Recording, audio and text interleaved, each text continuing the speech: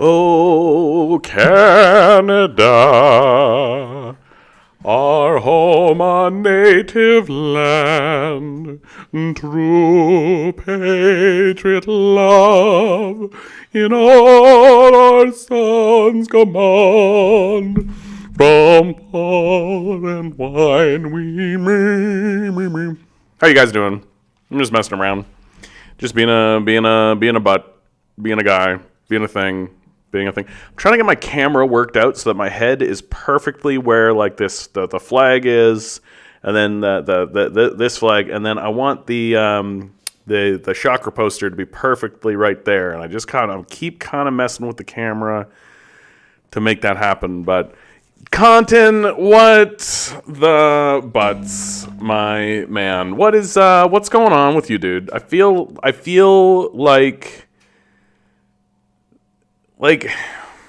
every time, Every time you come in, are you okay? Like, are you okay? You got hit by a car? Like, what's the story, my man? Are you you're here, so it couldn't have been that dramatic or that serious. Or I don't know, maybe you were in a car and you got hit. Your car got hit by a car and your car is totaled and it's just like a total disaster. Is everything okay? Okay, great. Dude. What? I remember the last time I got into a car accident, it was like the smallest, tiniest little fender bender of life. And it was straight up one of those situations where we were both pulling out of a spot at the same time and we were both backing up and we just backed into each other, just like boop, right? And I got out and it was like a little 16-year-old who was clearly in their parents' vehicle. And I could see that she was quite distraught. And I was a bit distraught too, because I was like, I don't want to deal with this. And so I just looked at her and I just was like, you want to walk away from it? And she was like, yes, please. And we both got in our cars and just drove away. Some a-hole ran into my bike pulling out into the crosswalk and crushed your bike. Did they stop at least? Did you get information and all that? Or was this like a hit and run situation? I talked to somebody just today who rescued a dog that had been hit by a car in a hit and run. They hit the dog hit the. Eric, I didn't get the chance to read the article, but I definitely saw what you were saying. Yeah, for sure. Yeah, Nazi book burning. Good thing to be bringing up these days. Yeah. Hey, did you know that in the 1930s the Nazis burnt a bunch of books, a bunch of literature whatsoever? Dude, you pulled your bike out from under the car and he drove off. That's even in America, that's like a really big offense. That's like a really big offense. Like, hitting someone is not considered like a criminal offense. People expect accidents to happen, but driving away from the scene is a criminal offense. If you manage to get that guy's vehicle, if you managed to get his I'm sure you weren't able to get his plates. I'm sure that the whole thing happened so fast that you probably weren't able to get his plates. But even if you were able to get the make and model of his vehicle, that guy can go to jail for that. That's a crime. Like a real honest to God, straight up you go to real prison crime for just hitting somebody and then driving off. At the very least, you lose your license over that kind of thing. What a fucking lawless, ridiculous society, right? Just brutal. Just brutal.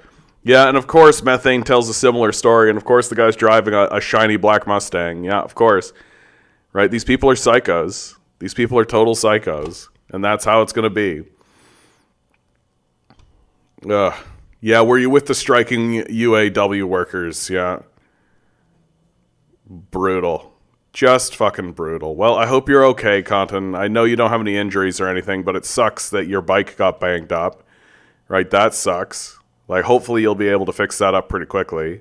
Just super, super lame. Eric writes, the one thing I was shocked to learn the other day when I was reading the list of banned books under the Nazi regime, there were a whole bunch of conservative literature that were banned. I mean, yeah, they don't give a shit, right? I'm not sure why those. If you find out, it'll be for like really, really dumb reasons, right? Like it'll be literally like the writer liked black people. Like, even though it's a conservative book, it's like they were sympathetic to black people in that book. Compton writes, the dude was driving a busted up sedan. He had to be broke too. I mean, he's probably so bleary-eyed and exhausted, he probably didn't even realize he hit you. Everyone's just so exhausted and tired these days. They can't even do anything. We got a person named Cybin18 on Twitch saying, good evening. Good evening to you, Cybin18. I hope you're doing well out there. Trudeau apologizes on behalf of Canada. I'm sorry, I didn't invite a Nazi into the House of Commons to give him a standing ovation. You did you did take some personal responsibility. Look, I am of the opinion that we should not be advocating an apology, right? Like Pierre Poilievre is doing the big circuit and being like, Trudeau must apologize, Trudeau must apologize, Trudeau must apologize. The fact that he is not calling for the resignation of Trudeau, that this is something that Justin Trudeau should resign over. We should not be talking about Justin Trudeau apologizing. An apology would be a good start. That would be a good way to open up his resignation letter, right? For him to start by saying, I would like to begin with an apology and announce my resignation. That is what I would be calling for if I was Pierre Poilievre. But of course, Pierre Poilievre and Justin Trudeau are allies. They work together in order to protect capital, right? That's the whole point. That's the whole shtick, is that conservatives and liberals are allies in order to protect capital. And so Poilievre does not want to say resign and then seek a resignation, because he knows that if he is to be prime minister, he will find himself in a similar situation at some point, and he wants the liberal opposition to say, you need to apologize instead of you need to resign. He does not want to set a precedent. He does not want to say to the electorate or the populace, you need to expect that your prime ministers will resign over this kind of behavior, right? So it is a way to protect himself, and it is a way to protect capital, which is the whole goal and the whole point. The other thing that has been going on that I've been seeing all over the place is, man, what a mistake, what a blunder, what a dumb decision, right? What a silly, stupid little oopsie that this is. This was not a silly, stupid oopsie. This was not an oopsie-do. This was not the Trudeau administration going, let's honor a Ukrainian that fought in World War II against the Russians. That'll be a good idea that definitely won't have any blowback whatsoever. This was them saying, we've got a Nazi. Let's get a Nazi up in front of Zelensky, who is also working with Nazis in Ukraine, who we actively fund and who we actively work with, and honor this Nazi in front of Zelensky, in order to solidify our support with the Ukrainian people in the Ukrainian war. And it doesn't matter that Trudeau is going to lose a bunch of support over this, which ostensibly, I mean, the polls lag, so we're not actually seeing the full damage of this. But the Liberals are down. The Liberals are down minus 10 points. This is only polling from the 19th to the 24th. This event happens on the 24th. So we are going to see, I hope at least, we are going to see a massive decline in Liberal support. If we don't see a massive decline in Liberal support over this, I'm straight up just going to be like, oh, we are pro-Nazi. Like, we love Nazis here in Canada. We're huge Nazi fans. Yeah, Trudeau met with the guy ahead of time. They knew what they were doing. Look, the thing that keeps going through my head, right? It's like a comedy bit. It's like literally like something from Monty Python. Is straight up somebody walking in the room and there's a stenographer and they say, okay, we need to write this letter. We need to write a letter for the Speaker of the House. The Speaker of the House needs to read this letter. Oh, okay, great. What's the letter going to say? Okay. So today we honor a Canadian citizen. Today we honor a Canadian citizen who fought in World War II. Oh, who fought in World War II? Yeah, against the Russians. Against the Russians. We would like to honor him for his service. We would like to honor him for his service. Yeah, great. Can you read that back to me? Today we have in the House a Canadian citizen who fought in World War II against the Russians. We would like to honor him for his service today. Are you sure that this is right? Are you sure? Yes, I'm quite sure. He's a 98-year-old man who fought in Ukraine in World War II against the Russians. Yes, those are the facts, and that's what we're writing on paper for the speaker to read. Like, this is not a mistake. This is not a mistake.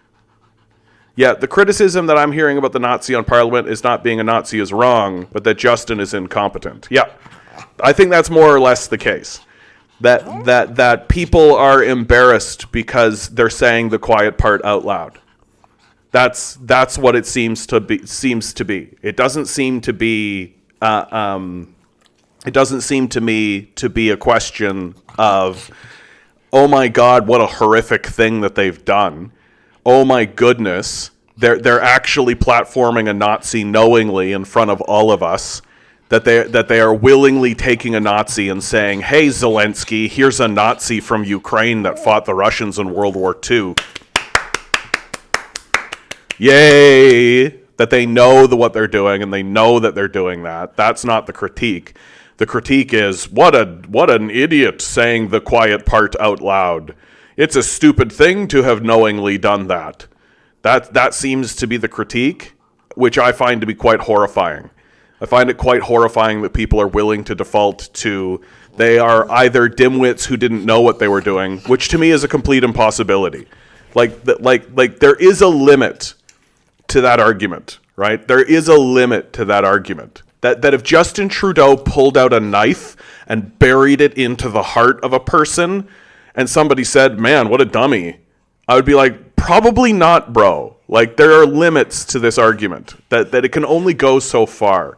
And if you're actually going to write onto a piece of paper and hand it to a guy, fought in World War II against the Russians, right? It doesn't take a genius to go, you mean he's a Nazi? Everybody knows this. It's really obvious. A kindergartner would be like, fought against the Russians in World War II, he's a Nazi. The entire media system when I was growing up, the entire media system was screaming to me about how bad Nazis were. Indiana Jones was allowed to just walk around and just kill Nazis indiscriminately. He literally could walk into a room and there would just be a guy wearing a Nazi outfit and he could shoot that guy and we could all go, Indiana Jones is the hero of this story. I'm rooting for you, Indy, right? Nazis were you could literally just be like, boom, Nazi, boom. I played a video game called Wolfenstein that came out around the same time as Doom. And in Doom, you're walking around with a shotgun blowing away demons. And everybody's like, yeah, blow those demons away. You're fighting demons in hell. Just indiscriminately murder demons in hell, and that's completely fine. And Wolfenstein came out, and they replaced the demons with Nazis. And everybody went, that is also completely, totally fine. You could just indiscriminately walk around with a shotgun blowing Nazis away. And everybody's going, yeah, absolutely perfectly fine, acceptable behavior, totally cool. If you see a Nazi, blow them away. And now we're supposed to be like, yeah, platforming a Nazi in Parliament, oopsie-doo, whoopsity-doopsity, I guess they didn't know. Shut up. Shut up. If you are actually saying that kind of thing, you are living in a brain-dead space. That somehow your mouth is working, somehow you have managed to get it so that words can come out of your mouth, but your brain is functionally dead. They obviously knew. Was Wolfenstein the predecessor to Doom? Is that true? Hold on. Wolfenstein release date. No. God damn it. Original. May 5th, 1992. Doom. Wow.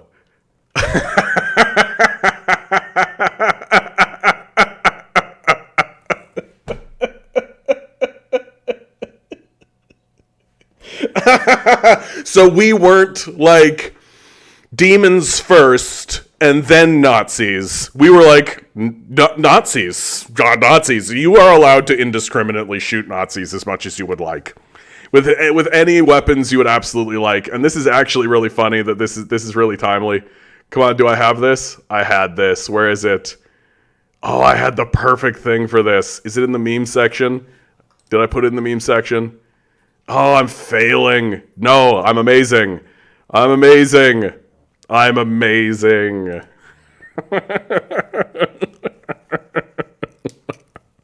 like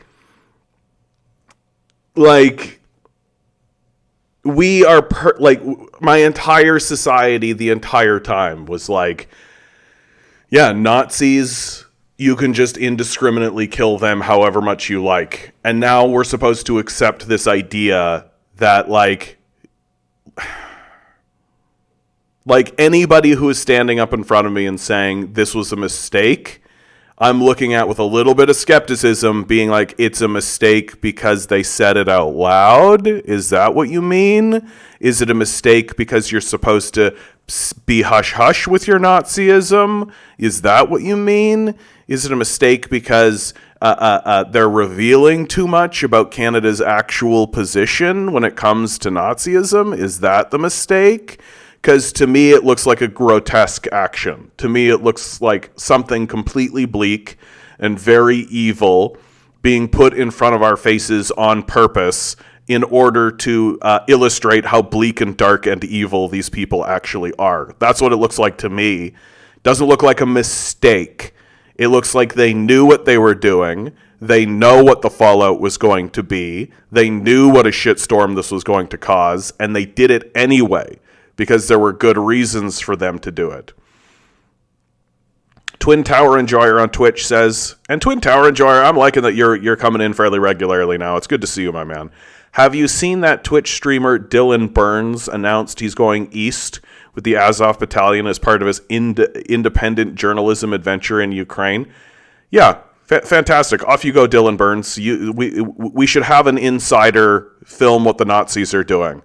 Right? If they're just going to let some independent streamer go and film the Nazism that exists in Ukraine, then they can go do that.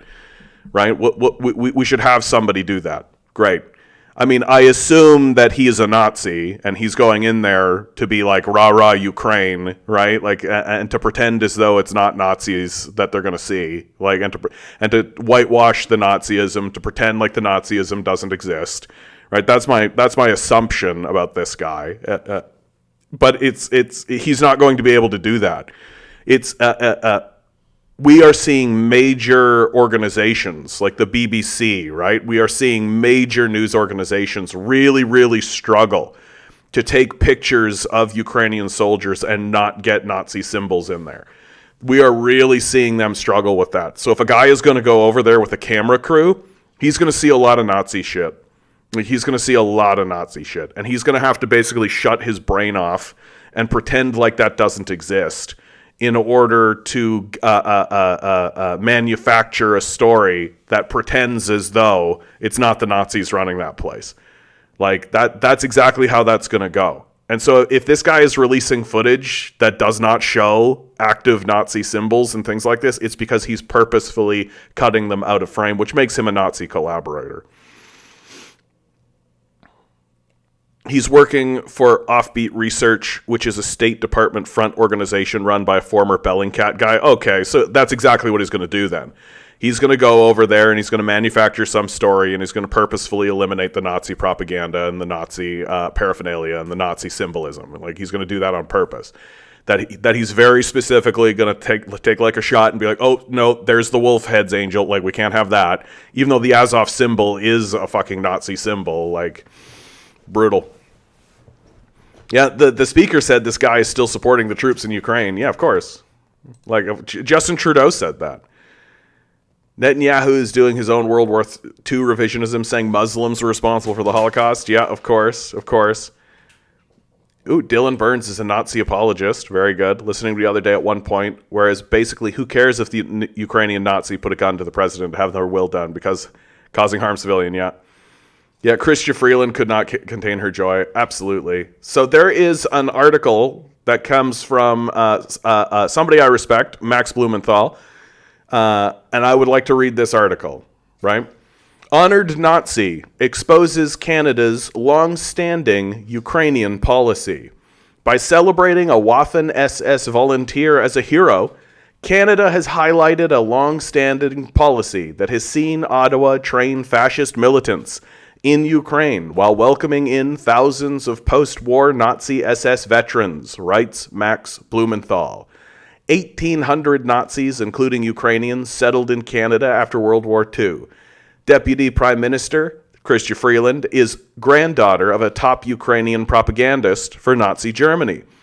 Canada trains neo-Nazis in today's Ukraine. By Max Blumenthal from the Grey Zone.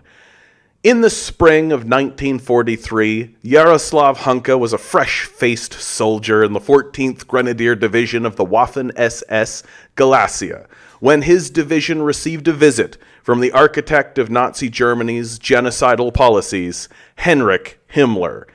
Having presided over the battalion's formation, Himmler was visibly proud of the Ukrainians who had volunteered to support the Third Reich's effort.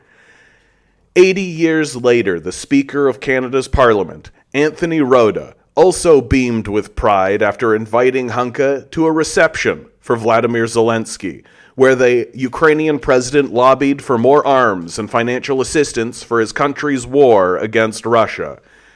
We have in the chamber today Ukrainian war veteran from the Second World War who fought for Ukrainian independence against the Russians and continues to support the troops today, even at his age of 98, Rota declared during the September 22nd parliamentary event in Ottawa. His name is Yaroslav Hunka, but I am very proud to say he is from North Bay and from my riding of Nipissing Timiskaming. He is a Ukrainian hero, a Canadian hero, and we thank him for all his service, Rota continued.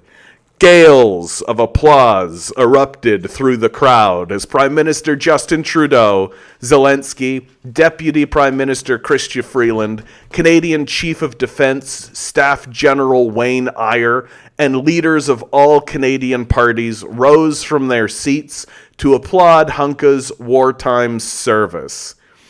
Since the exposure of Hunka's record as a Nazi collaborator, which should have been obvious as soon as the speaker announced him, Canadian leaders, with the notable exception of Eyre, have rushed to issue superficial face-saving apologies as withering condemnations poured in from Canadian Jewish organizations.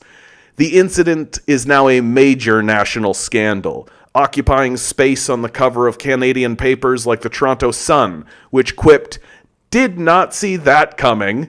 Meanwhile, Poland's education minister has announced plan to seek Hunka's criminal extradition. The Canadian Liberal Party has attempted to downplay the affair as an accidental blunder, with one Liberal MP urging her colleagues to avoid politicizing this incident. Melanie Joly, Canada's foreign minister, has forced Rota's resignation, seeking to turn the speaker into a scapegoat for her party's collective actions.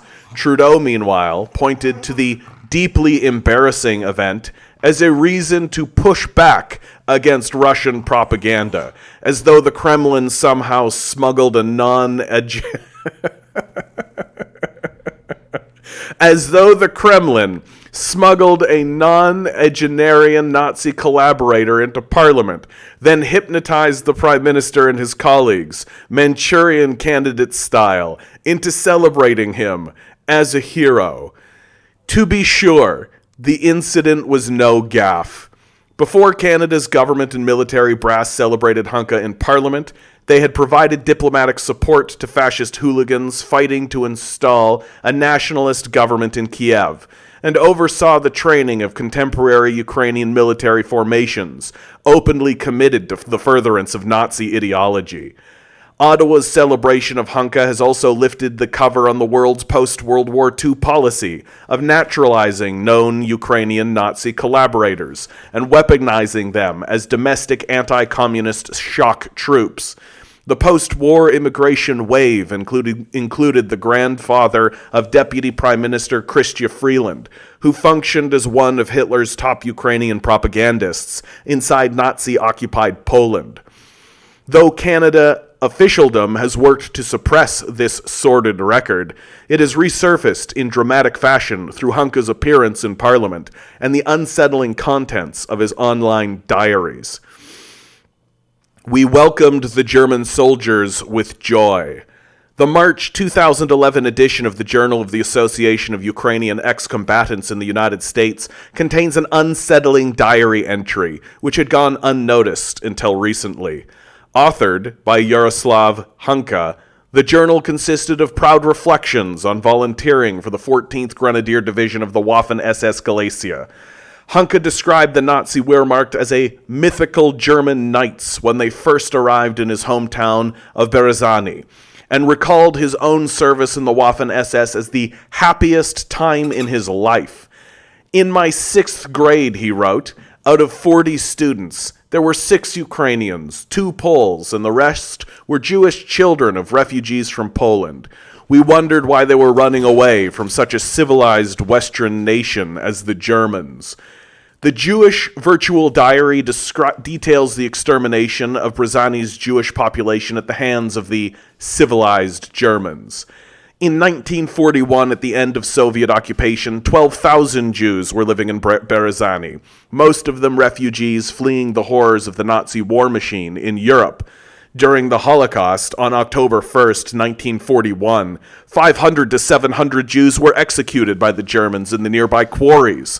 On December 18th, another 1,200, listed as poor by the Judenrat, were shot in the forest. On Yom Kippur, 1942, September 21st, 1,000 to 1,500 were deported to Belzec and hundreds murdered in the streets and in their homes.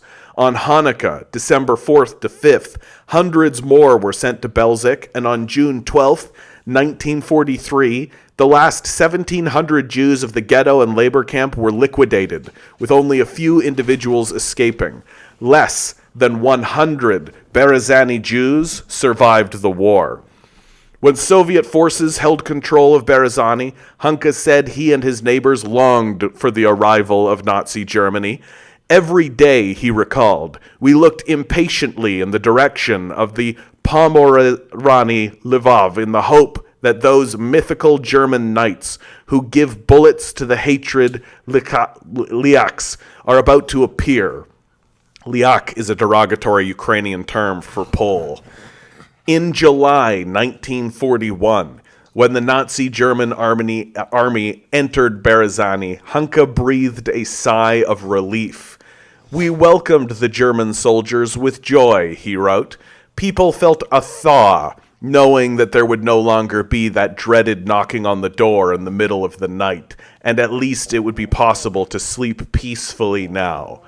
2 years later, Hunka joined the 1st Division of the Galician SS 14th Grenadier Brigade, a unit formed under the personal orders of Heinrich Himmler. When Himmler inspected the Ukrainian volunteers in May 1943, he was accompanied by Otto von Wachter, the Nazi-appointed governor of Galicia, who established the Jewish ghetto in Krakow.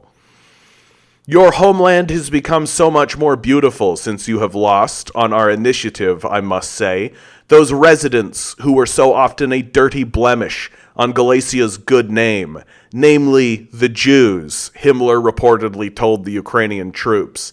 I know that if I ordered you to liquidate the Poles, I would be giving you permission to do what you are eager to do anyway. Hitler's elite torturers and murderers passed on by RCMP orders. Following the war, Canada's Liberal government classified thousands of Jewish refugees as enemy aliens and held them alongside former Nazis in a network of internment camps enclosed with barbed wire, fearing that they would infect their new country with communism. At the same time, Ottawa placed thousands of Ukrainian veterans of Hitler's army on the fast track to citizenship. The Ukrainian-Canadian newsletter lamented on April 1st, 1949, some of the new citizens are outright Nazis who served in the German army and police. It is reported that individuals tattooed with the dreaded SS, Hitler's elite torturers and murderers, have been passed on RCMP orders, and after being turned down by screening agencies in Europe. The journal described the unreformed Nazis as anti-communist shock troops, whose ideological leaders are already busy fomenting World War III, propagating a new world Holocaust in which Canada will perish. In 1997, the Canadian branch of the Simon Wiesenthal Centre charged the Canadian government with having admitted over 2,000 veterans of the 14th Volunteer Waffen-SS Grenadier Division. That same year, 60 Minutes released a special, Canada's Dark Secret, revealing that some 1,000 Nazi SS veterans from the Baltic states had been granted citizenship by Canada after the war. Irving Abella, a Canadian historian, told 60 Minutes that the easiest way to get into the country was by showing the SS tattoo. That proved that you were an anti-communist. 60 Minutes reported in total around 1,800 Nazis, including from Ukraine, were allowed to settle in Canada after the war. Abella also alleged that Prime Minister Pierre Trudeau, Justin's father, explained to him that his government kept silent about the Nazi immigrants because they were afraid of exacerbating relationships between Jews and Eastern European ethnic communities. Yaroslav Hunka was among the post-war wave of Ukrainian Nazi veterans welcomed by Canada. According to the City Council website of Berezany, he arrived in Ontario in 1954 and promptly became a member of the Fraternity of Soldiers of the 1st Division of the UNA, affiliated to the World Congress of Free Ukrainians. Also among the new generation of Ukrainian Canadians was Michael Chomiak, the grandfather of Canada's second most powerful official, Chrystia Freeland. Throughout her career as a journalist and Canadian diplomat, Freeland has advanced her grandfather's legacy of anti-Russian agitation while repeatedly exalting wartime Nazi collaborators during public events. Canada welcomes Hitler's top Ukrainian propagandists. Throughout the Nazi German occupation of Poland, the Ukrainian journalist Michael Chomiak served as one of Hitler's top propagandists. Based in Krakow, Chomiak edited an anti-Semitic publication called Krakowski Vista, Krakow News, which cheered the Nazi invasion of the Soviet Union. The German army is bringing us our cherished freedom, the paper proclaimed in 1941, and glorified Hitler while rallying Ukrainian support for the Waffen-SS Galicia volunteers. Chomiak spent much of the war living in two-spaces Krakow apartments that had been seized from their Jewish owners by the Nazi occupiers. He wrote that he moved numerous pieces of furniture belonging to a certain Dr. Finkelstein to another Aryanized apartment placed under his control.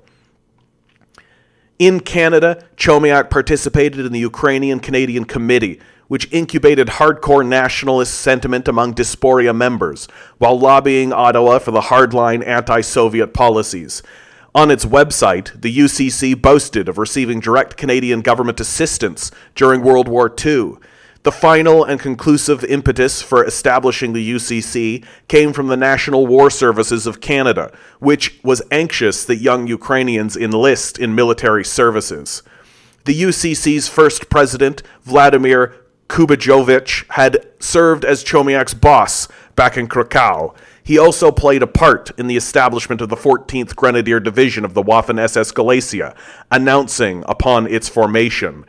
This historic day was made possible by the conditions to create a worthy opportunity for the Ukrainians of Galicia to fight arm in arm with the heroic German soldiers of the army and the Waffen-SS against Bolshevism, your and our deadly enemy.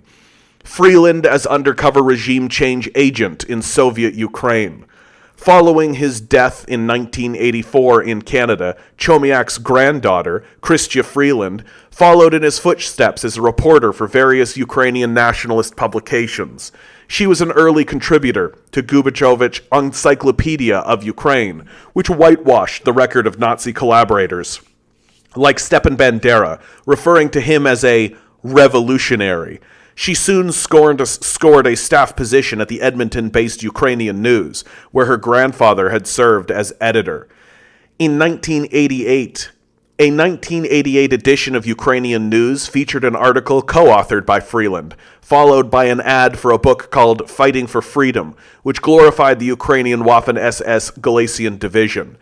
During Freeland's time as an exchange student in Lviv, Ukraine, she said the foundations for her meteoric rise to journalistic success.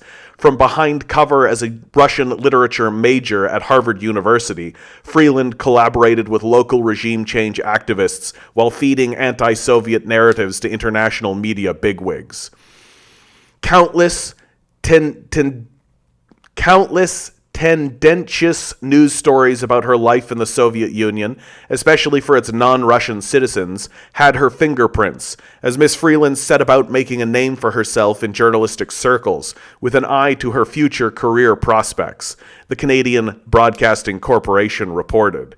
Citing KGB files, the CBC described Freeland as a de facto intelligence agent.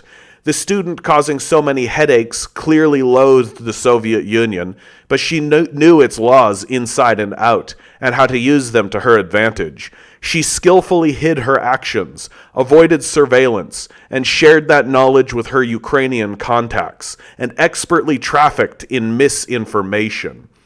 In 1989, Soviet security agents rescinded Freeland's visa when they caught her smuggling a veritable how-to guide for running an election into the country for Ukrainian nationalist candidates.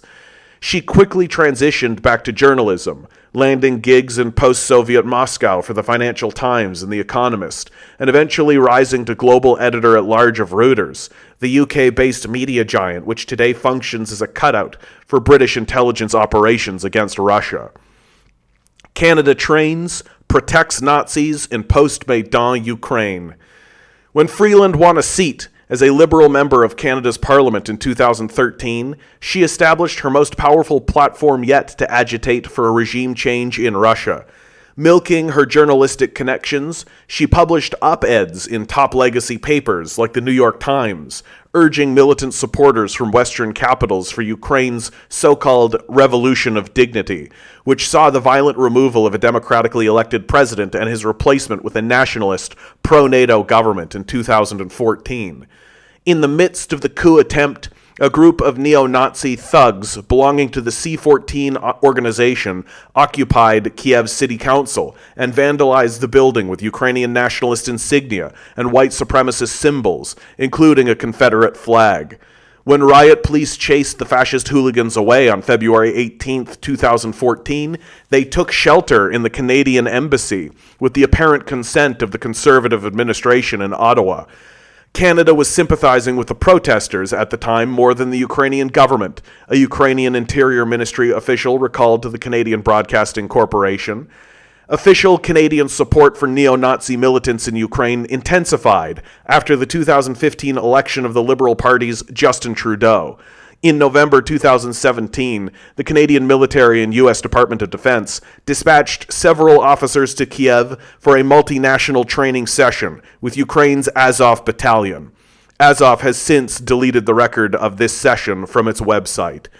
Azov was controlled at the time by Andriy Beletsky, the self-proclaimed white leader, who declared the historic mission of our nation in this critical moment is to lead the white races of the world in a final crusade for their survival, a crusade against the Semite-led Untermenschen. As Nazi family history surfaces, Freeland lies to the public. Back in Canada, Freeland's troubling family history was surfacing for the first time in the media. Weeks after she was appointed in January 2017 as foreign minister, a post she predictably exploited to thunder for sanctions on Russia and arms shipments to Ukraine, her grandfather's role as a Nazi propagandist in occupied Poland became the subject of a raft of reports in the alternative press. The Trudeau government responded to the factual reports by accusing Russia of waging a campaign of cyber warfare. The situation is obviously one where we need to be alert, and that is why the Prime Minister has, among other things, encouraged a complete re-examination of our cybersecurity systems, Public Safety Minister Ralph Goodale declared. Yet, few, if any, of the outlets responsible for excavating Chomiak's history had any connection to Russia's government. Among the first to expose his collaborationism was Consortium News, an independent U.S.-based media organization. For her part, Freeland deployed a spokesperson to lie to the public, flatly denying the minister's grandfather was a Nazi collaborator. When Canadian media quoted several Russian diplomats about the allegations, Freeland promptly ordered their deportation, accusing them of exploiting their diplomatic status to interfere in our democracy. By this time, however, her family secrets had tumbled out of the attic and onto the pages of mainstream Canadian media. On March 7th, 2017, the Globe and Mail reported on a 1996 article in the Journal of Ukrainian Studies, confirming that Freeland's grandfather had indeed been a Nazi propagandist, and that his writing helped fuel the Jewish genocide. The article was authored by Freeland's uncle, John Paul Himka, who thanked his niece with its preface for helping him with problems and clarifications. Freeland knew for more than 2 decades that her maternal Ukrainian grandfather was the chief editor of a Nazi newspaper in occupied Poland that vilified Jews during the Second World War, the Globe and Mail noted. After being caught on camera this September clapping with unrestrained zeal alongside hundreds of peers for a Ukrainian veteran of Hitler's SS death squads, Freeland once again invoked her authority to scrub the incident from the record. 3 days after the embarrassing scene, Freeland was back on the floor of Parliament, nodding in approval as Liberal House Leader Karina Gould introduced a resolution to strike from the appendix of the House of Commons debates and from any House multimedia recording the recognition made by Speaker Anthony Rota of Yaroslav Hunka. Thanks to decades of officially supported Holocaust education, the mantra that demand citizens never forget has become a guiding light of liberal democracy. In present-day Ottawa, however, this simple piece of moral guidance is now treated as a menace, which threatens to unravel careers and undermine the war effort in Ukraine. The editor-in-chief of The Grey Zone, Max Blumenthal, is an award-winning journalist and the author of several books, including bestseller Republican Goliath, The 51-Day War, and The Management of Savagery. He has produced print articles for an array of publications, many video reports, and several documentaries, including Killing Gaza. Blumenthal founded The Grey Zone in 2015 to shine a journalistic light on America's state of perpetual war and its dangerous domestic repercussions. This article is from The Grey Zone.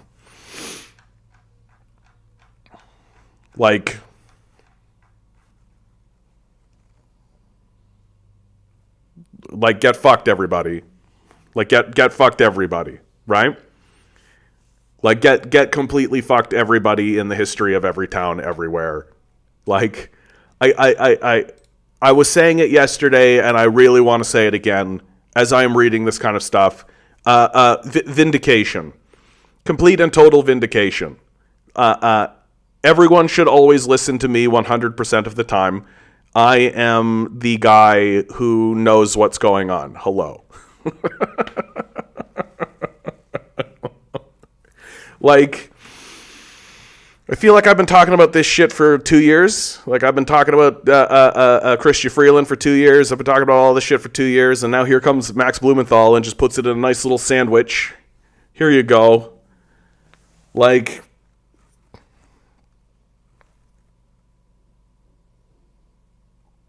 Beautiful. What a beautiful world. What a beautiful life. What a beautiful thing. What a ridiculous, cartoon society. Yeah, can we get the guillotines out now? Yeah, there's no laws. Like, you don't need to follow laws, right? There's no rules.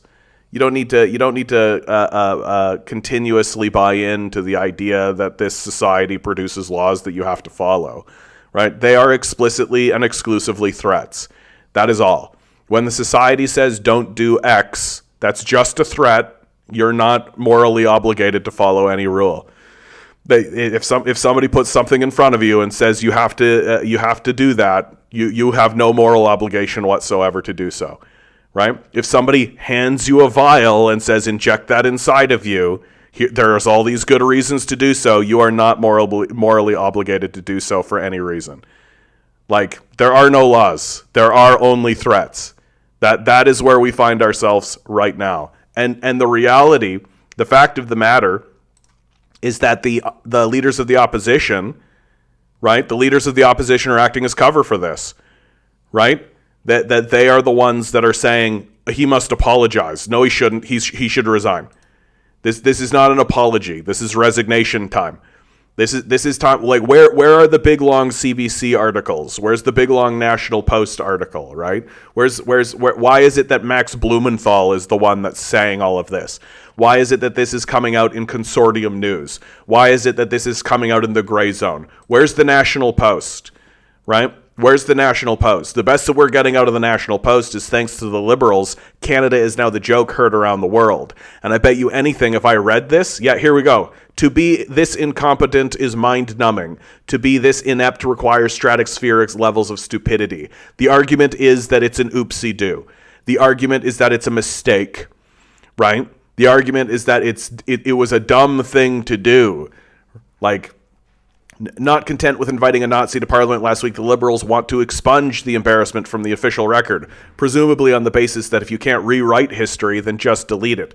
To the credit of the Conservatives, they're standing in the way of this. Government House Leader Karina Gould asked members of the House Commons Monday to collectively work together to strike the recognition of Yaroslav Hunka from Hansard, the official record of what goes on in Parliament. Gould did not explain how deleting the record would stop the embarrassing headline from around the world or assuage the justified anger of Jews and Poles whose families were slaughtered in the thousands by the 14th Waffen-SS Division, of which Hunka was a member. The Liberals, it would appear, want to embrace the policies of Joe Stalin. Literally Adolf Hitler. Embrace the policies of Joe Stalin. Literally Adolf Hitler. Like, we're talking about the Nazis right now, and they're saying Joseph Stalin. Like, this is the mind-numbing stupidity that we are looking at. This is the mind-numbing stupidity of our society. That in this moment, at this time, when we are talking literally about Nazis and literally about Adolf Hitler, literally that is what we are doing. You bring up Joseph Stalin. Fuck you. Worthless pieces of shit. The Speaker of the House, Liberal Anthony Rota, who invited Hunka, a constituent, to Parliament, apologized twice. He appeared saddened and appalled at his mistake, not a mistake, but the damage was too great, too egregious to be repaired by an apology. He had to step down for the integrity of Canada and his own honor. But there is something deeply unsettling and troubling about this whole terrible, awful farce. If what follows is not simply, it was intentional, then we know what this is. That this is damage control. Joe Stalin, right? Joe Stalin. We got to bring up Joe Stalin right now. Joe Stalin, while talking about Nazis, right? Because they're the same, right? How was it even possible for Rota to laud Hunka as a Ukrainian and Canadian hero who fought against the Russians in the Second World War? A simple matter, perhaps, of Russians bad, Ukrainians good? Except, of course, in the Second World War, the Russians were fighting with allies, such as Canada. Russia lost almost 30 million people in the war, the most of any nation. Look at this, you guys. Holy cow, wait a minute, time out, pause the phone. The National Post is reporting some facts. Wait a minute. The National Post is talking about World War II and is reporting facts. I'm blown away. So Russians good, Ukrainians bad? Oh, of course. Except, of course, Stalin was a monster in human form. Literally, we're talking about Nazis. Stalin was the monster, though. A tyrant to his own people. Source, trust me, bro. Literally, the guy tried to step down on 4 separate occasions, and they wouldn't let him do it. A tyrant of his own people, hell of a lot worse to others. Yeah, others being Nazis. Like the Ukrainians, although like 7 million Ukrainians fought for the Russians and something like 40,000 Ukrainians fought against the Russians. A nation he tried to starve to death. Holocaust like bullshit, right? Or sorry, Holodomor bullshit. And now Vladimir Putin launches an unjustified war against Ukraine. Bro, this sentence right here is just the perfect depiction. Is just the perfect depiction of how the media bullshits you completely, right? That Stalin would just say the lie as big as possible, as often as possible, and people will just believe it. And to do it in a period of time when we are literally talking about Nazis, that we are literally... So now this is Nazi apologetics, right? Right? This is what we're watching now from the National Post, is Nazi apologetics. Right? That instead of focusing on the Nazis, instead of focusing on Hitler, instead of focusing on any of that, now we're flipping it over and accusing Stalin. Why is Stalin even in the conversation? That's the problem with history. It's complicated. So we're softening the Nazi position is what we're doing. Sometimes ugly, often inconvenient, but always worth preserving. Without it, we would never really know how we got here or where we want to go, which is why the National Post is openly lying about the history of the Soviet Union. But somebody, anybody, Rhoda, the Parliamentary Protective Services, the Office for the Ministry of Public Safety, even the Prime Minister's office overseeing the visit of Ukrainian President Vladimir Zelensky, should have been able to figure out that the gentleman from the purported 1st Ukrainian Division was unworthy of a standing ovation by all parliamentarians. To be this incompetent is mind-numbing. To be this inept requires stratospheric levels of stupidity. But just as the Trudeau government reaches peak theater of the absurd, Gould suggests we forget about the issue and delete the record and not mention it again, even pleading with the opposition not to politicize this issue. So far, what have we done in this article, right? We actually stated what happened. We said that it was a stupid thing to do, but that maybe Nazis are okay because Stalin was so bad, right? Don't mention the war, said a concussed Basil Fawlty as he entertained a group of Germans in the classic comedy Fawlty Towers. And thus does life imitate art with don't mention the Nazi, becoming official liberal policy. But nobody's laughing. How could they? Certainly not Jews and Poles. Definitely not members of parliament who found themselves applauding a Nazi unaware of his history. Not Zelensky, who will have to push back against the Russian narrative that Ukrainians are all Nazis. He's not going to push back against that. He's going to go home to his Nazis and celebrate with them. Not the headline writers about the world pointing a finger at Canada, and not Rhoda. Embarrassing your party is one thing. Embarrassing parliamentarians, your country, and another country in front of the president of that country is an entirely different matter. And Rhoda knew it, which is why he stepped down, but not before his colleagues were throwing him under the bus. The Speaker has acknowledged his mistake and apologized, Prime Minister Justin Trudeau told reporters when he was chased down on Monday.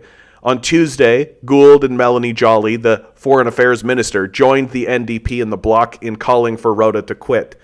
Trudeau cannot escape responsibility here. As the Prime Minister, he has a duty to stand before Parliament and explain how this happened and why, and to apologize to Canadians and Zelensky for what happened. He obviously wants to avoid that. Hard on the heels of the India debacle, he is desperate not to be associated with another train wreck, and so Rhoda became the fall guy. But it's not just Rhoda who should go. It's the whole sorry liberal lot of them. The Trudeau government's best before date has long since expired. Now they only govern at the whim of Jagmeet Singh, the Rolex-bejeweled hypocrite who has betrayed the ethics and morals of the NDP for a mess of pottage and a taste of power. Gotta dig in on the NDP while you're doing this, right? If only Singh could examine his $2,000 bespoke suits, like as if Polyev isn't walking around in $2,000 suits. What the fuck is this? fashioned in the slim British style, according to Toronto Life. A fancy way of accusing him of dressing like a homosexual without saying it. Maybe he could find the moral fiber he's so sadly lacking, do the right thing, and withdraw his support. He should withdraw his support. That is the truth. But Singh lacks the integrity, and Trudeau is too addicted to power. The odd couple writ large. So here we are in cloud cuckoo land, the laughing stock of the world. So what did this article do? It essentially ran Defense for Capital. That's what it did. Right? Right? Like that's basically what this article did. Oh, wah wah. Sad man, sad. Look how sad he is. Like, it's essentially running Defense for Capital. What did it do? It scapegoated the Russians, right? The Soviets specifically. Joe Stalin is the problem, right? There's this one sentence. Holy shit. This, like, straight up in the middle of talking about how it was stupid to celebrate a Nazi. They throw in this crazy nonsense.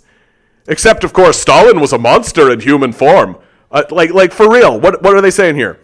Except, of course, the Second World... Yeah, a simple matter, perhaps. Russians bad, Ukrainians good. Except, of course, in the Second World War, the Russians were fighting with allies, such as Canada. They lost 30 million people in the war, the most of any nation, right? They were the defenders against Nazi aggression.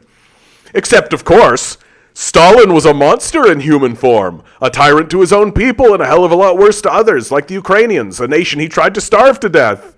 And now Vladimir Putin launches an unjustified war against Ukraine. That's the problem with history. It's complicated, sometimes ugly, often inconvenient, but always worth preserving. Without it, we would never really know how we got here and where we want to go.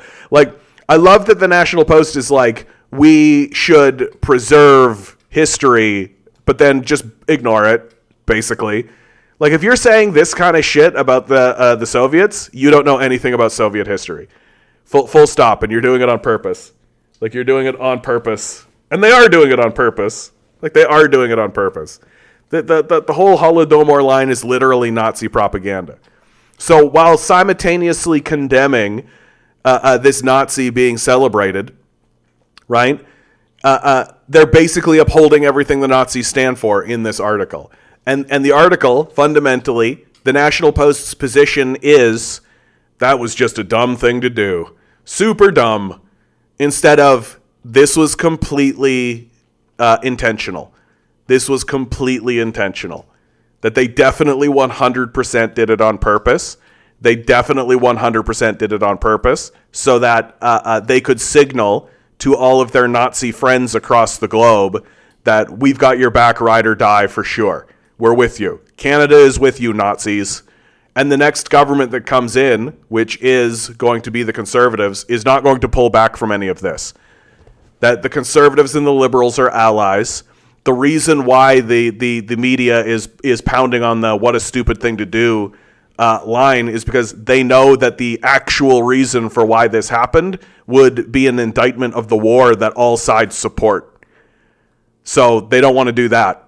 And quite straightforwardly, Justin Trudeau was like, this is an embarrassing moment, but we need to focus on continuing the destruction in Ukraine. Like, they've got it so you can't vote against this war. They've got it so that you can't vote against this war, which is disgusting and despicable. Major hydraulic. I feel like, you know what, dude? I think about you all the time. I feel like I haven't seen you in a long, long time, man. I hope you're doing well out there. If someone hears veteran from the Second World War who fought for Ukrainian independence against the Russians and starts clapping, it may not be a mistake. The one thing that I will say as a way of, I guess, if you want to call it apologetics, that's fine, for some of these MPs, and I include like liberal MPs in this, is that if you're like a backbencher MP and you're not like on the inside of power and you're not like Justin Trudeau's buddy or Chrystia Freeland's buddy or something, and you're just at one of these events and it's like a big event, there's Zelensky and all this kind of stuff, and you understand what your job is, like your job is to stand up and clap. That's your job. Your job is for someone to say something and then for you to stand up and clap. And so if somebody were to say to me, like if someone like liberal MP or conservative MP or NDP MP was to say like, yeah, I was sitting there thinking about my taxes I was sitting there thinking about this video game I've been playing. Yeah, I had an argument with my wife, and I was thinking about that, and and then suddenly everybody, the speaker said something, and then I stood up and clapped with everybody else, and I sat back down, and I was like, I should just apologize to Julia. It was a stupid thing. I shouldn't have got mad at her this morning. Like if that was their defense, I'd be like, yeah, okay, like that seems fair enough. Because like for most of the people in that room, it was just theater. Like it's just straight up. They are props, right? They are just props. Just being like, we clap now, we sit. The person says a thing, we clap now, we sit, and that's it. And they know it. Like they know it. Like they're not power brokers, and for a lot of them, they're like waiting for a shot at power. Like Pierre Poilievre, like back in the day when it was Stephen Harper at the helm, like Pierre Poilievre was one of those guys. Pierre Poilievre was just like, they said a thing, I stand up, I clap, I sit. Like that's it. And now look where he is now. So standing up and clapping, it gets you places. But like for Chrystia Freeland, I'm glad that Max Blumenthal in this article pointed out, like, hey, yeah, how about the leader of our military? How about the head of our military? What's his name? That he said it several times. Yeah, Wayne Eyre. Canadian Chief of Defense Staff General Wayne Eyre. If anybody should resign over this, it's this guy. Right? The Canadian Chief of Staff stood in front of a Nazi collaborator and clapped. Resignation. If anybody should resign over this, it's this guy. It's why he's not saying a goddamn thing. Bonjour, peak Spanish?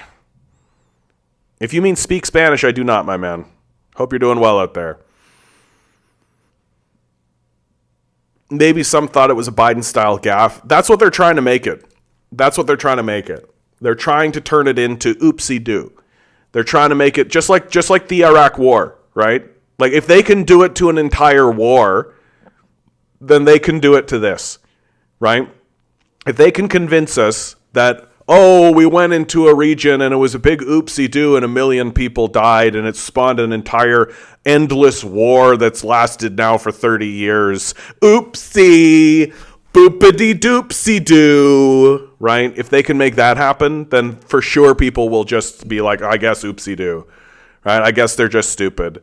But the truth, and this is going to be my position until the day I die, and I'm going to continuously say this over and over again, and as we move forward, it's going to get more and more obvious that eventually there will be Nazi salutes in the Ukrainian parliament, right?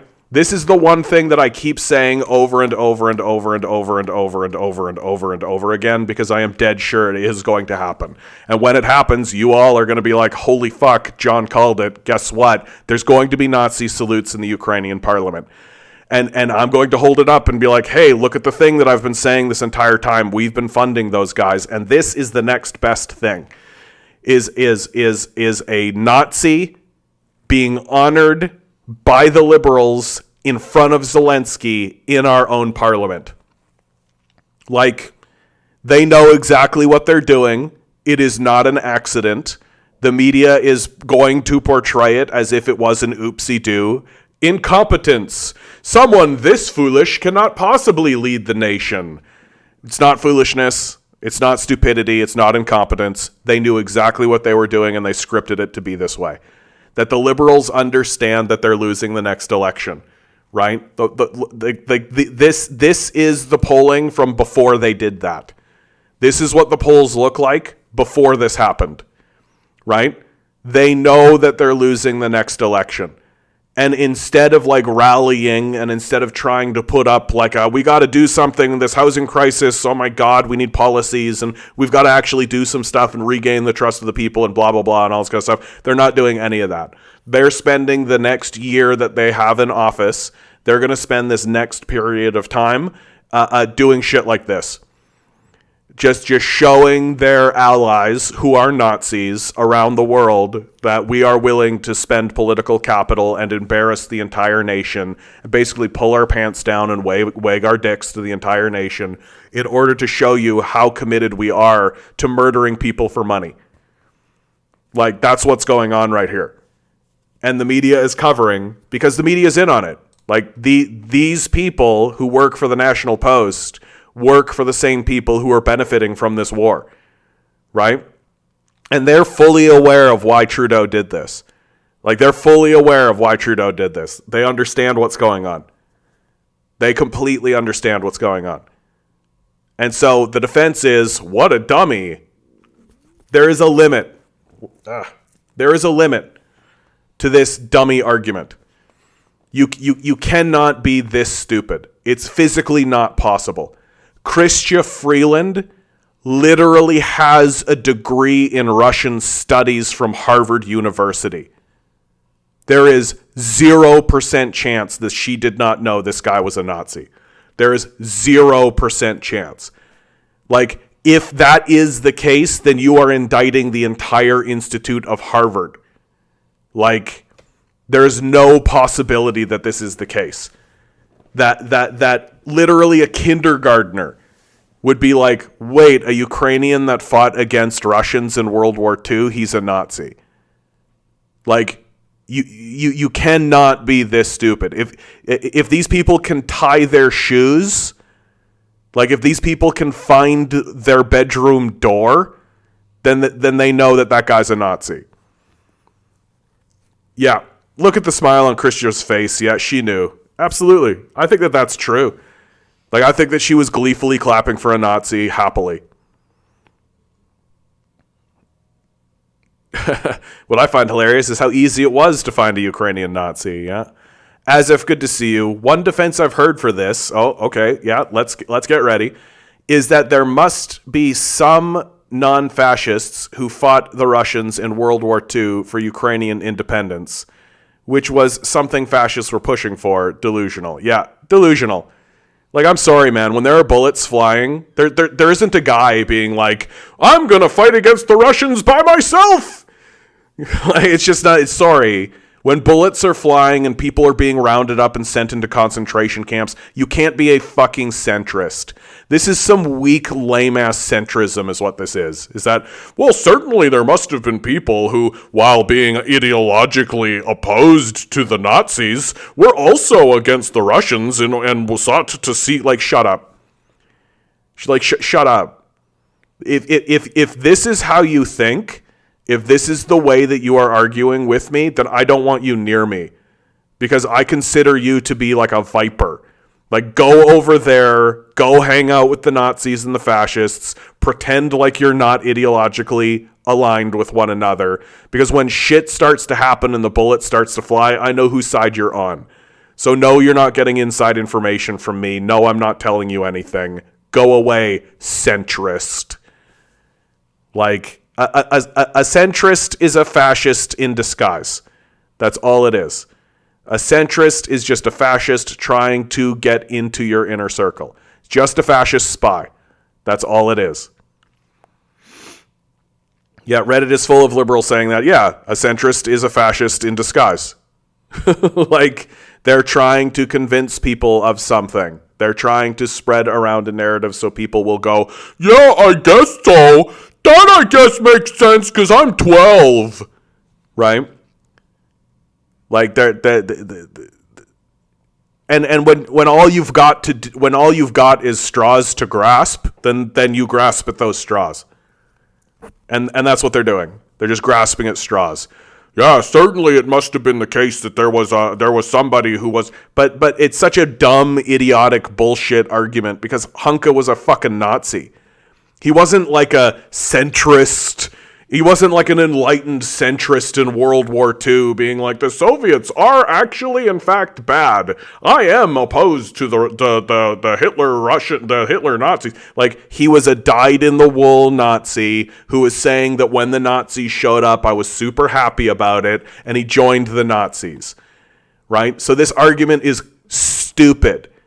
Like, it's a dumbass argument that is disingenuous and made in bad faith.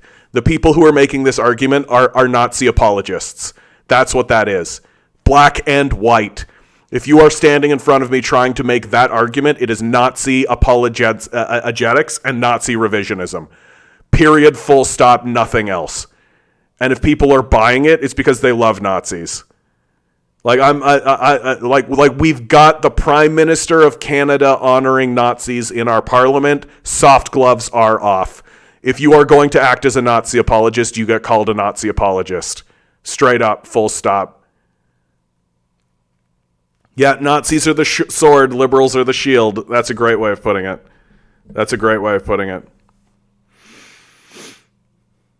Honestly, what I hear all the time is that the Ukrainian who fought with the Nazis, they were doing as desperation because they wanted to gain their freedom from Russia. 7 million Ukrainians fought with the Soviets. Something like 40,000 Ukrainians or even 80,000 Ukrainians fought with the Nazis. This is a dumb argument that a moron would make. Like, you have to have a baby brain. And again, it's Nazi revisionism and Nazi apologetics. That's what it is. The Russians were so bad that people felt that they had to join genocidal Jew purging maniacs. Or maybe, crazy thought, they were fucking Nazis who looked at the Nazis and thought, yes, I love purging Jews and Poles. I am so looking forward to going into those ghettos and massacring people. Maybe that's a more accurate position to actually take. Because if they're so desperate, if the Ukrainians are so desperate for their independence, then why did the majority, the vast, overwhelming majority of the Ukrainians side with the Soviets? Could it have been that the Ukrainians, by and large, understood that the Soviets were the better side? That this narrative that says Joseph Stalin is a bad guy is probably false? Certainly not as bad as the Nazis. Yeah, I think they just can't accept the truth. Yeah, denial is the first step, right? Denial is the first step. Like it does tie back into that kind. I think you're right, as if like that it ties into that. But Daddy wouldn't do that. That's it. That's all it is. It's just you just have a bunch of young people on Reddit who are just like, but Daddy wouldn't do that. Daddy wouldn't side with Nazis. Daddy's a good guy. Daddy can beat up your daddy. My dad's good. Like, that's it. That's all it is. And they don't want to actually acknowledge that they live in a society that is in this freefall collapse, that they live in this society where Nazis are being venerated on purpose in front of you, that they're living in a society of total duplicitousness and total fraud. They want to believe, but no, we're the good guys, right? We're the good guys. That's it. And what evidence do we have that we're the good guys? Because we say so. That's all.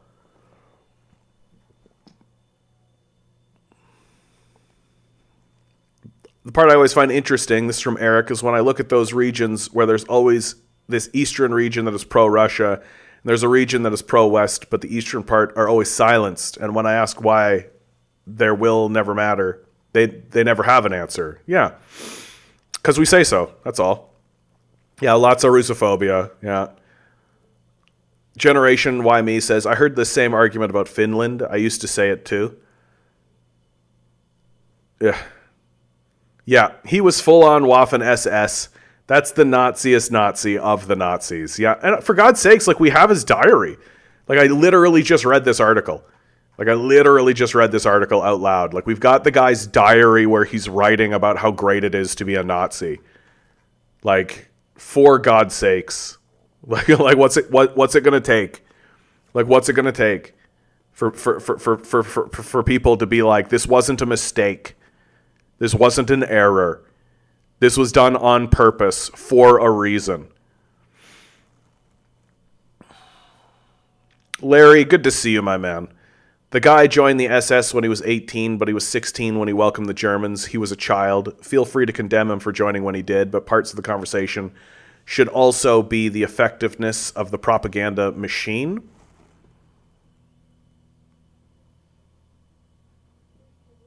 I don't think I understand your point, Larry. I think I'm going to ask you to clarify that point before I respond to it. Ligon to Z, Ukrainian Nazis and other Eastern Europeans who side with Nazis are the biggest losers because they're the people who are content with being treated as dogs by a master. If the Nazis won, Slavic Nazis would immediately be betrayed by their German masters. Yeah, I think that's right.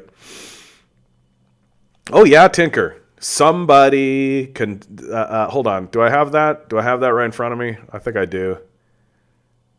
I think I do. Where did I have that? Yeah. Oh yeah, the Germans and the SS Übermensch propaganda was super effective. Like Goebbels was a very effective propagandist. Like the German propaganda was like seminal. Like I think that a lot of our media and a lot of the propaganda system that exists in North America today have a lot to owe to the Germans and Goebbels. Like I think the modern advertising owes a lot to Goebbels and the Germans for advancing that kind of propaganda. It was very advanced. Like, can you imagine what Goebbels would do with the internet? What's telling is how your average guy who knows shit about any of this for some reason is well acquainted with horseshoe theory. Yeah, because you know Stalin bad. Yeah, like that's why I happily dismiss these people now. Like I straight up just like people come in here and they start talking about Stalin bad. I just say to them, I just think you don't know anything about the subject, because I don't think they do. And if you ask them to about anything, they don't know anything. Like this is the thing that like they know is that they read a National Post article, and the National Post article said has these paragraphs in it that Stalin was a monster in human form, a tyrant to his own people, and a hell of a lot worse than others, like the Ukrainians, a nation he tried to starve to death. Right? They just say that kind of stuff because if you say a lie loud enough and long enough, it just becomes true. Right? Because people start to just say, "Oh, well, there's got to be something to it." Right? There's got to be something to it. And if you actually ask them like, "Oh, Stalin was a monster in human form. What did he do?" Like, what did he do? Well, he killed 20 million people. Yeah, Nazis. He killed 20 million Nazis. I don't think he killed enough. I think he should have killed more. I think that my critique for Joseph Stalin is that he did not kill enough Nazis. That he should have been more ruthless than he was. But, so, okay. The Black Book of Communism that the authors themselves have discredited and have decried, have denounced. Like, the people who put the document together have now turned around and denounced it. So, serious, right? Serious. A tyrant to his own people. How? When? Like, at what time? And they can't answer it. A hell of a lot worse to others, like Nazis? Like, yes, yeah. Like the Ukrainians, a nation he tried to starve to death, literally no evidence of it. Like, just no evidence. This is straight up Nazi propaganda. Like, this comes from the Nazis, and now we're just regurgitating straight up Nazi propaganda. Just absolutely brutal. And people will come in and just be like, they'll say this shit. I'll be like, when? How? At what time? What evidence do you have? Like, the Holodomor is a great one. Because it's gotten really, really obvious to me. Like, who is the academic? So, there was a big, massive famine, killed 5 million people. Okay, cool. There should be some academic from Oxford, Harvard, from Berkeley, MIT, right? What's the name of the academic that studied that? What's the name of the academic that has found out that this was a genocide that was certainly a genocide, and they wrote a book about it? What's the name of that book? I'm very curious about that. And then you know what they do? They literally show me like propagandists like Anne Applebaum or straight up like some loser economist from like a third-rate community college that's just like revising statistics. Like, get the fuck out of here. Like, where is the Harvard-educated, where is the Oxford-educated academic who has staked their PhD thesis on this? You're telling me that we've made it through the Cold War and we've made it into this modern era and there isn't anyone who's actually writing a book being like, Stalin's horrible war. And anytime I talk like this and anytime I mention it, you know what people do? Fucking nothing. Because it doesn't exist. Because we have sent academics into the archives. We have done the work. We did send academics over there. And you know what they've done? They've gone, yeah, not a genocide. That there was a famine, but the Soviets were doing everything they could to resolve it. Because, crises happen and natural disasters occur. Like, get the fuck right out of here. Like, it's gotten embarrassing now. And for a newspaper to even say this out loud at this point is basically just holding up the fucking hand and saying Sig Heil. Like, shut the fuck up. It's embarrassing. And to do it, and really, honestly, to do it in an article that is about the Nazis, and to bring up Joseph Stalin in an article that is about the Nazis is as despicable as it gets, is as disgraceful as it gets. So we're finding out that there really is no bottom in Canada anymore. There isn't a bottom for our parliamentarians. There isn't a bottom for our journalists. There isn't a bottom for any of these guys. There's no bottom, right? That they are going to go deeper than this. Ugh. I want to go through this one, but I want to listen to what you guys.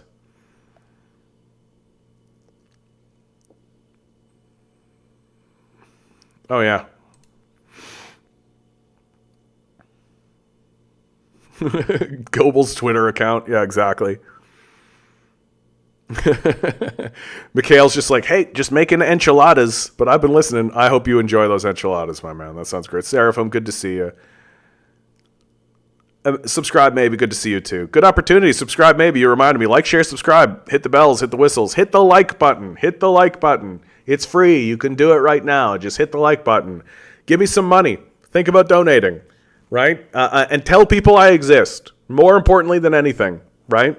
The like is important. The subscribe is important. The money is important. But sharing is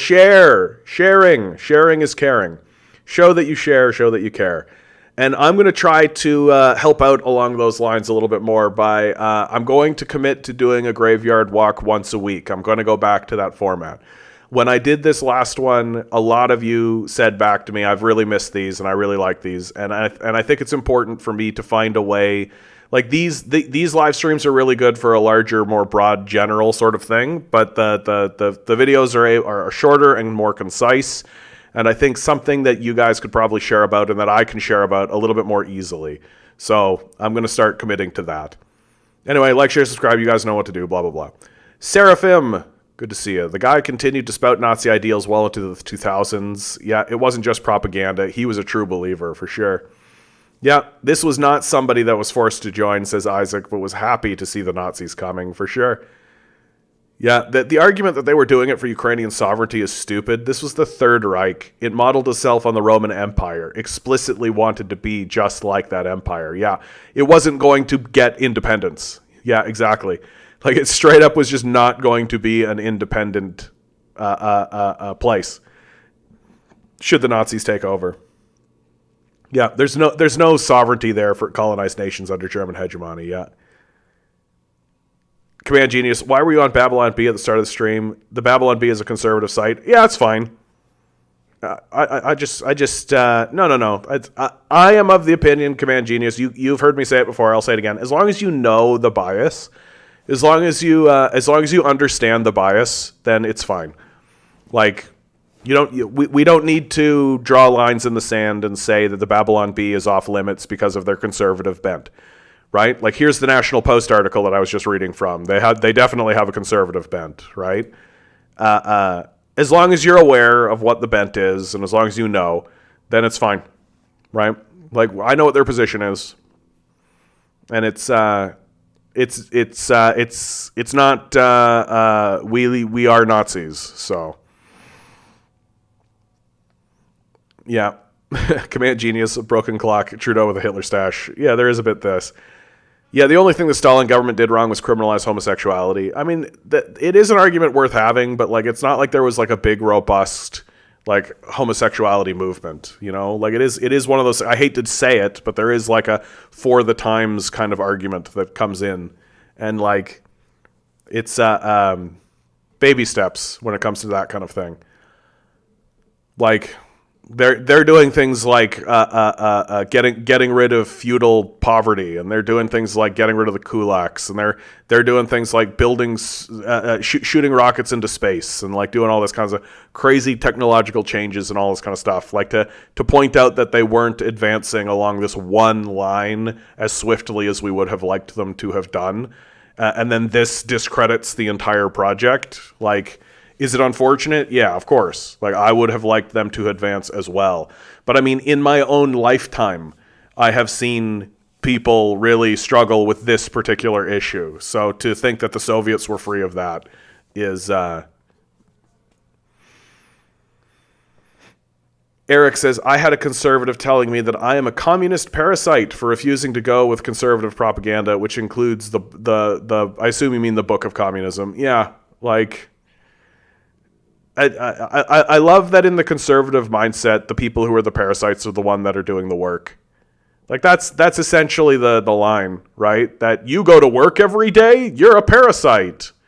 You think people should have the fruits of their labor for themselves and own the establishments that they work in? You're a parasite. Now, if you'll excuse me, I have to venerate a guy that's never worked once in his life and was born a billionaire. Command Genius. By the way, most primary sources on the Holodomor are being done on purpose as translated by a Nazi translator. Yeah, that's usually the case. Vladimir Putin back in the chat. I feel safer already. Yeah, Noam Chomsky regularly reads the conservative press. Yeah, if you're wise, don't self-censor. It's good. Look, the position is very simply... the position is very simply... It's because John doesn't have an ad blocker for the ads he views on the site or funding them. I mean, we're talking like a penny. Like it's. I don't think that there's a.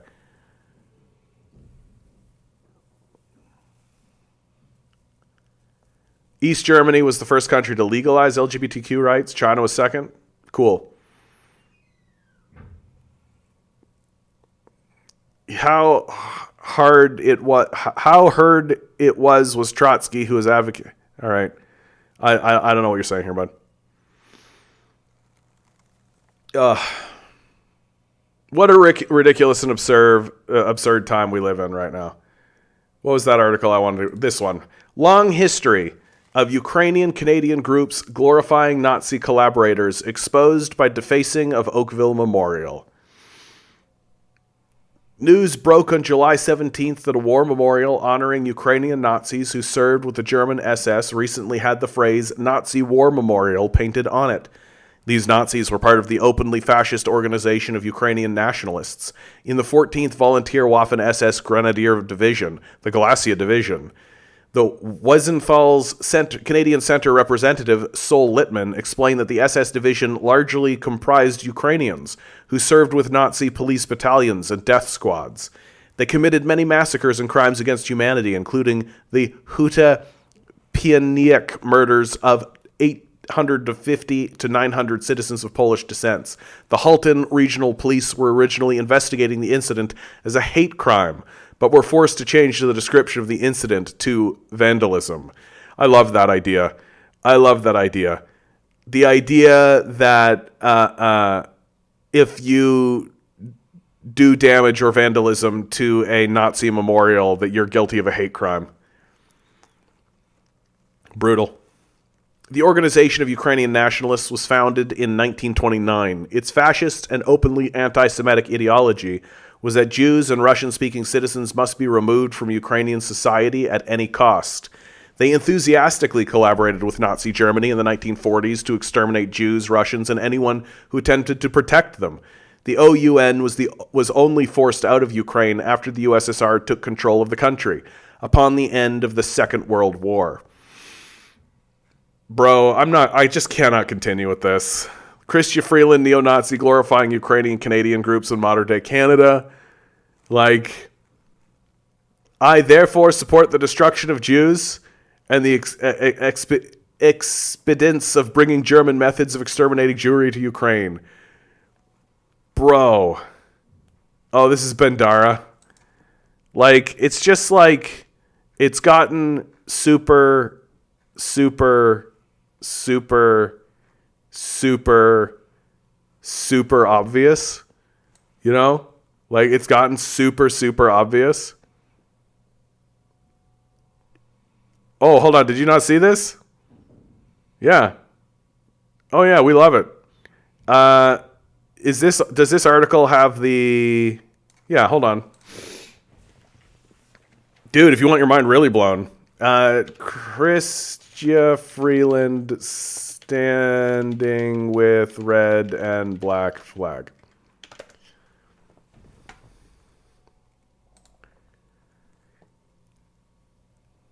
Yeah, that's the one that they released. Did they show the other one? Yeah, there we go.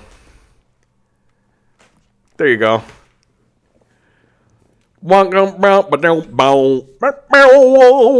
Chrystia Freeland, definitely not a Nazi. Chrystia Freeland, definitely not a Nazi. She's definitely not a Nazi, even though she's holding a Nazi flag. Stepan Bandera's the greatest man alive. We all love him. We all love him. Yeah, Stepan Bandera, the greatest man alive. Holding his flag, second in charge. If Justin Trudeau got incapacitated, she'd be in control of the military. But I think you're right, Tinker. But the red and black is just like that is explicitly Stepan Bandera, right? It's just it's not funny, Command Genius. I'm just trying to put any amount of levity into this that I possibly can. Like, it's just so goddamn absurd. Like, it's just so like the story that they're trying to get us to swallow. Right? The story the media is trying to get us to swallow at this stage in the game is, what a bunch of dummies. What a bunch of silly billies. These people can't possibly be in control of the country. They're far too silly. When it's actually like way, way, way, way, way, way, way worse. Like, the truth is actually way, way worse. That they know what they're doing. They're doing it on purpose, and they're doing it directly in front of us, and we're all just supposed to hand wave it away because silliness is silliness. Like, these people should not just resign, but also be investigated. Like this is a significant moment that has happened in Canadian history. I tend to agree. Pierre Poilievre said that it was the largest diplomatic debacle in the history of Canada, and he might actually be correct. And even he is not calling for the resignation of Justin Trudeau. He's just saying, time for you to apologize. Like, no. Like, he should resign. Right? He should resign. Well, but I mean, Isaac, I mean, what evidence do they have to the contrary, right? Like, I mean, like, we just keep going along with it. Right? We just keep voting for these guys. Like, we're not taking to the streets. We're not doing anything to threaten their power in any kind of meaningful way. Like, Justin Trudeau and Chrystia Freeland knew that they were going to leave office, right? Chrystia Freeland's going to go work for NATO. Justin Trudeau's going to go work for an oil company, right? Like, they know what's going to happen to them after this next election. Like, they know. It's not a mystery to these people. So why not do this shit? What's funny about the black and the red and black Nazi Ukrainian flag is that the main group that used it didn't support the German Nazis because the Germans wanted to Aryanize Ukraine. If the Germans didn't want to Aryanize Ukraine, then they would be 100% with the Nazis. But Stepan Bandera is a Nazi without the Aryan race BS. Also on camera, Zelensky was caught on camera saying it's fine if people support Bandera. Yeah, I think I saw that. Like, but Zelensky's a Jew, Command Genius. So Zelensky couldn't possibly be a Nazi sympathizer or a Nazi collaborator because Zelensky's a Jew. No Jew in the history of humanity has ever supported Nazis ever in the history of humanity ever. Hold on. I bet I could search this up right away. I bet I could search this up. Jews that supported Nazis in World War II. There you go.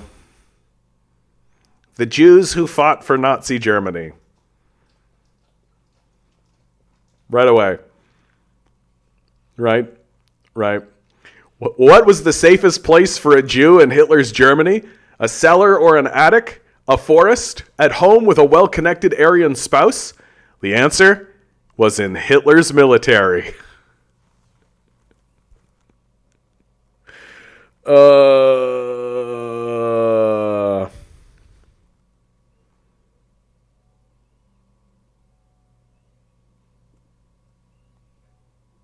I'd like some names. That's what I'd really like.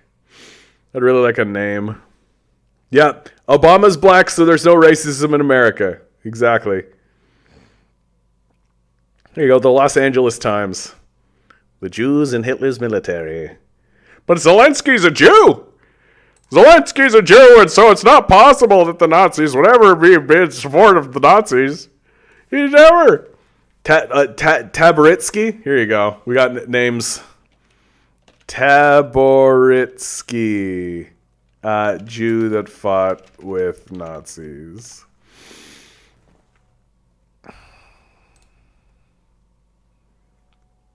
Was a Russian ultranationalist and monarchist. Good start. He was the deputy of the Bureau for Russian Refugees in Germany and directly collaborated with the Gestapo. The illegitimate children of baptized Jewish tailor, an owner of a fashion shop. Like, but Zelensky was a Jew. Oh, it's not possible that Zelensky would be collaborating with Nazis, even though he keeps banning leftist parties and saying it's okay to look at, it's okay to venerate Stepan Bandera, and that Ukraine should be should model itself off of Israel, and that he banned the Russian language. But he's a Jew. Like, how simple is your worldview? Like, how simple is your worldview? Oh, my God. Tinker, Hitler's Jewish soldiers. Wow, actually, this is kind of a tongue twister. Hitler's Jewish soldiers. Right? Say it 10 times fast. You'll see what I'm saying. There's an anchor man. So Hitler's Jewish soldiers. Hitler's Jewish, because you want to go Jewish soldiers, is what you want to do. Jewish soldiers. Soldiers. The Untold Story of Nazi Racial Law and Men of Jewish Descent in the German Military by Brian Mark Rigg. Brilliant. Brilliant. Can I just copy this? Yes, I can. Copy. Doink, doink, doink, doink, doink. Beautiful. I think I did it. I think I found like the like it's just like but everybody, hold on a minute, wait a minute. Are you telling me that just because a man is a Jew doesn't mean that he won't organize with the Nazis? Like fucking just Ernard Milch. His father was a Jewish pharmacist and he was a field marshal, which was the second highest rank you could get in the German military. Right? John, look up Israel cooperation with the Nazis. Let's go. Let's go. Israel cooperation with the Nazis.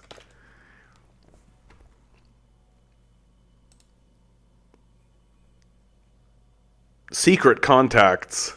Zionism and Nazi Germany.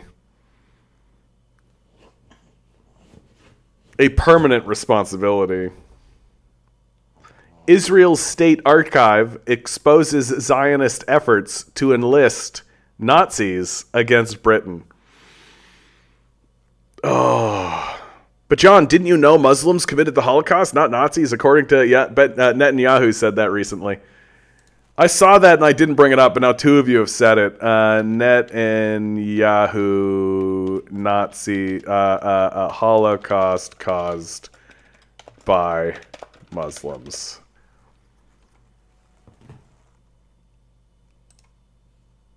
Like, wait, this is 2015.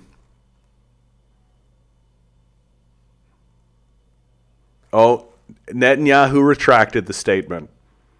Yeah. He never meant to claim an Islamic leader persuaded Adolf Hitler to adopt the final solution. So he said it, but then he retracted the statement. So we here at the Canadian Commie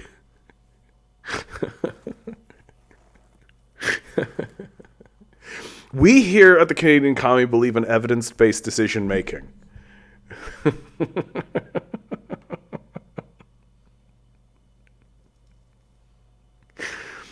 Yeah, the coolest thing Bill Maher ever did was to say that America deserved 9/11, that they had it coming.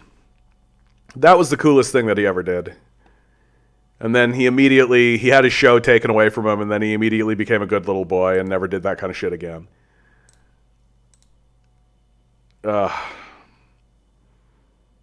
Guys, I'm tired, man. Like, I'm tired. This is a real tiring one, right? KGB found Bandera. Okay, I'll just erase that memory. Exactly. Thank you, Major. Thank you. Yeah. Everybody just delete the time that Netanyahu said that it was Muslims that convinced Hitler to do the Holocaust. Because he retracted it, so it never happened. Just gone.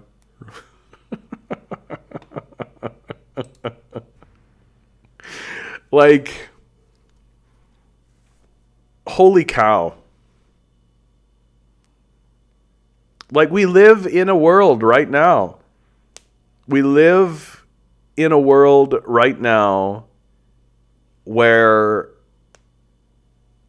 our leadership is openly flaunting in front of us their connections to Nazis. And they're doing so with zeal, openly, and instead of anybody in any mainstream position anywhere pointing out that it had to have been done on purpose, everyone is covering and saying, oopsie-doo.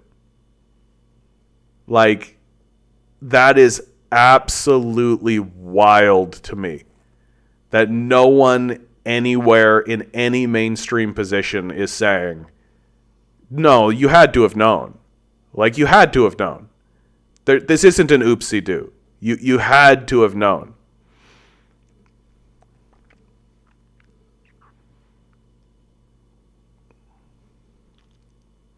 The part I was hoping you would find was Hitler deported Jews. Can you just put it in the Discord, dude? Like, if you want me to look at something, just put it in the Discord. Soviet Inform also made a new article about how Tito might have been funded by the capitalist West.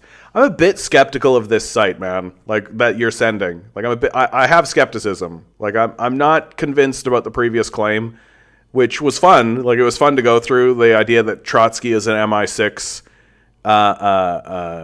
informant. Like, that was fun. But I haven't seen the evidence to show that he was doing so against the wishes of his own party. That's the missing key to that whole thing. That you've got the evidence showing that Trotsky worked with MI6 and that he helped move British troops in, and that those troops then, in fact, attempted an assassination against Lenin, and that Trotsky is definitely connected to all of that. But I think the missing piece of that puzzle... You posted 4 very long documents, mate, that I'm going to be real straight with you. I'm not going through. I'm certainly not going through it on stream, and I'm not going to do it in my spare time. Like, this is your claim. Please, if you could go through that and show the section that is relevant and that is important to that. Yes, that would be the best. Thank you. Because... If you can show that, like I'm laying it right out in front of you, bud. Like if you can show that Trotsky, or even generally, there was a policy of do not do this, and then Trotsky did it anyway, that's pretty condemning. Like that, especially because it led to an assassination attempt, right? So that's the missing key. And if you think you've got it, go to chapter 6 of what I said, what you sent. Great, let's do it. I need a reprieve. I need a little break, so let's do it. Where the hell was that, man? Making me sift. I think it was in the general. Was it in the general? Was it in the articles? Yes, it was in the articles. Good. So, chapter 6. Great. And then you want me to look up... What was it that I was looking up? Get rid of this. Chapter 6, no less dangerous. You got it, bud. Let's do this. No less dangerous. Okay. No less dangerous to the cause of the proletariat were the covert social chauvinists, the so-called centrists. I just had a whole thing about centrists. Fucking centrists. Yeah, the Nazis are coming in, but we gotta find a way to negotiate. The centrists, hold on. What are we reading? What is this? Chapter 6, History of the Communist Party of the Soviet Union, the Bolsheviks. The Bolshevik Party in the period of the Imperialist War, the Second Revolution in Russia. Chapter 6. Okay, so this is a history, right? This is probably somebody who might be called a Stalinist writing a history. Would that be a fair thing? Like, this is not a Trotskyist writing this history, right? So, no less dangerous to the cause of the proletariat were the covert social chauvinists, the so-called centrists. Hold on. Was it written by Stalin? I need to know who wrote this. Like, that's I think, what we're coming to. History of the... look at the URL. Great. Marxist.org, reference, archives, Stalin's work. Great. Thank you. So, this is written by Stalin. Okay, Command Genius. Just going to put that out there, my man. Using the enemy of Trotsky as a way to try to prove that Trotsky was going against the wishes of the Soviet Union.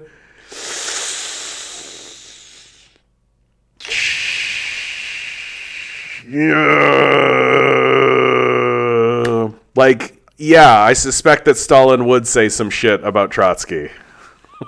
You know? But let me read this paragraph, okay? Because you've been very kind. The centrists, Kautsky, Trotsky, Martov, and others justified and defended the avowed social chauvinists, thus joining the social chauvinists in betraying the proletariat. They masked their treachery by leftist talk about combating the war, talk designed to deceive the working class. As a matter of fact, the centrists supported the war, for their proposal not to vote against war credits, but merely to abstain when a vote on the credits was being taken, meant supporting the war. Like the social chauvinists, they demanded the renunciation of the class struggle during the war so as not to hamper their particular imperialist government in waging the war. The centrist Trotsky opposed Lenin, the Bolshevik Party, on all important questions of the war and socialism. Okay, so that doesn't really show me what I need. Like what I need, and I'll say it again as clearly as I possibly can, because this is the linchpin. If you can show me this, then the previous thing that you have shown me gains a lot of traction. Okay? Because what you've shown me previously is that Trotsky was talking to MI6. That's British intelligence. Okay? Not in and of itself a problem, because a guy like Trotsky should be doing that, in my perspective, in my view. You showed me that he was organizing militarily with the British and that he aided 5,000 troops entering Russia, which I think that is true. Like, you can say that is true. That is fine. Again, Trotsky is in a military position and he is a military person. And the idea that Trotsky simply connecting with British intelligence and organizing with the British during this period of time is not itself a treacherous act.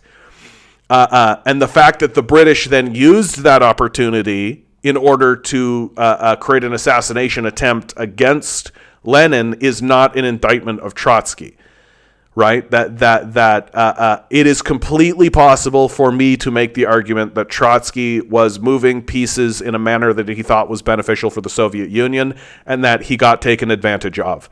I think that is a perfectly fine position. Now, that said, if you can show me that Trotsky did that against the wishes of the Soviet Union, against the wishes of the Soviet Council, against the wishes of Lenin, traction is made, because then he is operating clandestinely behind the scenes in order to build a military operation that leads to an assassination attempt. Then I think you've got some traction.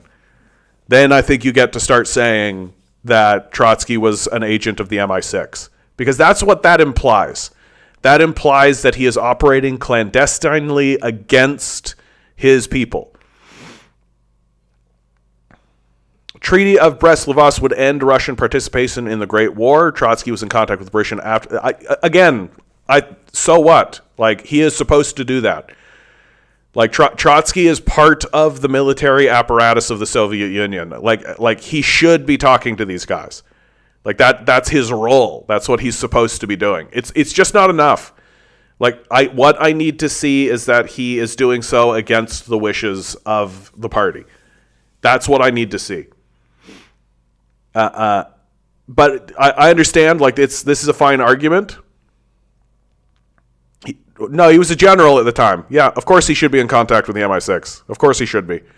Like, again, unless you can show me plainly that he was told not to, right? If you could show me plainly that there was a policy in the Soviet Union that should not have been done and that he was operating against the wishes of the Soviets. And very plainly, it should be a very plain thing to show if such a thing exists. Then that's the key. That's the keystone, right? Like, because all of your other arguments are just throwing shade. That's all it is. It's just throwing shade and running on a gut instinct and a gut feeling. And I respect that. I respect following a hunch, right? But I'm here to tell you that your hunch is not enough. If you are going to tighten this up and create a tight narrative, then what you have on the one side is interesting. Trotsky talking to MI6, moving troops around, leading to an assassination attempt of Lenin. Interesting. If you want to tighten it, if you want to tighten that corkscrew and really make that argument strong, then you need to show that he's doing so against the wishes of the Soviets, and that he is acting against the interest of the Soviet Union. Because I think it's perfectly possible to create an argument that says he thought he was working in the interests of the Soviet Union while he was doing what he was doing. And I think that's what the Trotskyists would say. But if you can show that he was explicitly doing so against the wishes of the Soviet Union, then you've got a case. Then you've got a real case. So that's my position on this. That's what I think. That this is a really cool story. I'm really glad that you brought this forward because I think it's really interesting. But I think it's interesting because it sort of reveals what it reveals is a real muddiness of international politics. You know, that like we do tend to think of things in these very like clean lined kind of ways, right? These very sort of like, okay, this guy was on this side and this guy was on this side and this guy was on this side and these positions and all this kind of stuff, so on and so forth. But it's never like that. It's not actually like that. A real clear example of this that I can give right now would be the I'm going to fuck this name up for sure, but the Misanthrope-Ribbentrop Pact that everybody points at and says that Hitler and Stalin were allies. Look, they signed a non-aggression pact. They were allies in working together, right? It's like, no, they weren't. Like, it's a non-aggression pact is not an alliance. Yeah, the Molotov-Ribbentrop Pact. Yeah, that's what. Thanks, Bread Cultist. I knew it. I knew that if all I said was just like the Molotov Pact, I knew if I said that, somebody was just going to be like, "Yeah, that's it. I'll just correct John. That's fine." Okay, here we go. Command Genius. I love it, Command Genius. I admire your dedication to this, my man. I do. This is awesome. Trotsky, in a letter he wrote to Lenin during the negotiations, which must have been written before January 18th, 1918, described its policy summarily as follows. Here we go. Dear Vladimir Ilyich, it is impossible to sign their peace. They already have agreed with fictitious governments of Poland, Lithuania, Courland, and others concerning territorial concessions and military and customs treaties. We cannot sign their peace.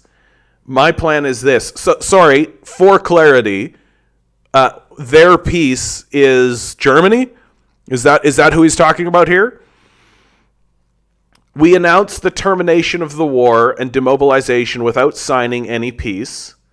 We declare we cannot participate in the looting war of the Allies, nor can we sign a looting peace. Poland's, Lithuania, and Courland's fate we place upon the responsibility of the German working people. The Germans will be unable to attack us after we declare the war ended. At any rate, it would be very difficult for Germany to attack us because of her internal condition. The Scheidenmanitz adopted a formal resolution to break with the government if it makes annexationist demands of the Russian Revolution. The Berner Tageblatt and the Volkszentrum, man, these names, demand an understanding with Russia by all means. The centrists favor an agreement. We declare we end the war but do not sign a peace. They will be unable to make an offensive against us.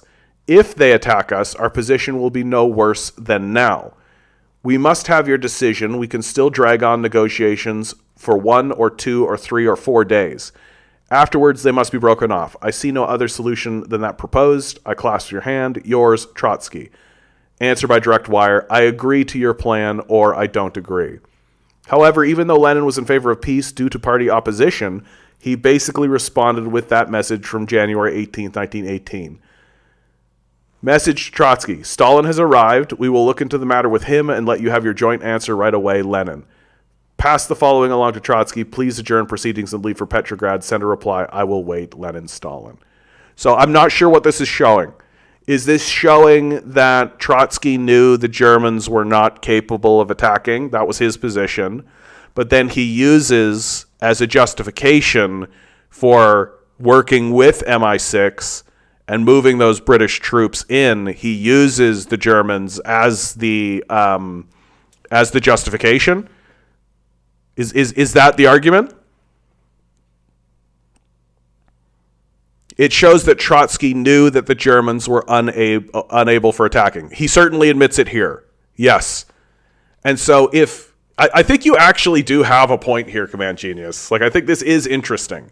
That if the justification for moving 5,000 British troops into Archangel is to defend against Germans, but he admits here that that the Germans were unable to attack, then all he has done by moving those troops into Archangel is open up the country to an attack by the Allies, who he calls here. He calls them the Allied looters, right? The Allies. We cannot participate in the looting war of the Allies, nor can we sign a looting peace. And so for him to say the Germans cannot attack us, and if they do, we're in this position, but then to use a German attack for a justification to work with the Allies to move 5,000 troops into Archangel, which ultimately leads to an assassination attempt on Lenin, my friend, I think you've done it. I think that you've created a strong argument.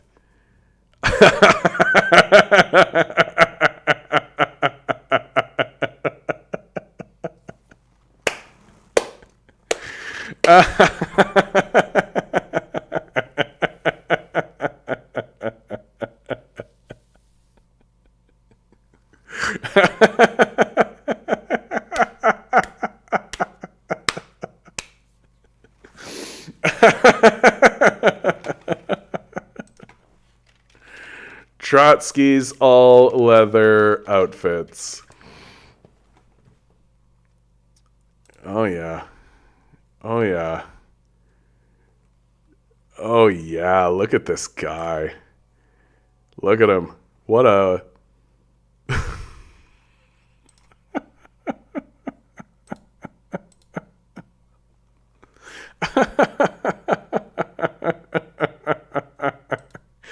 Fedskius confirmed. Bro.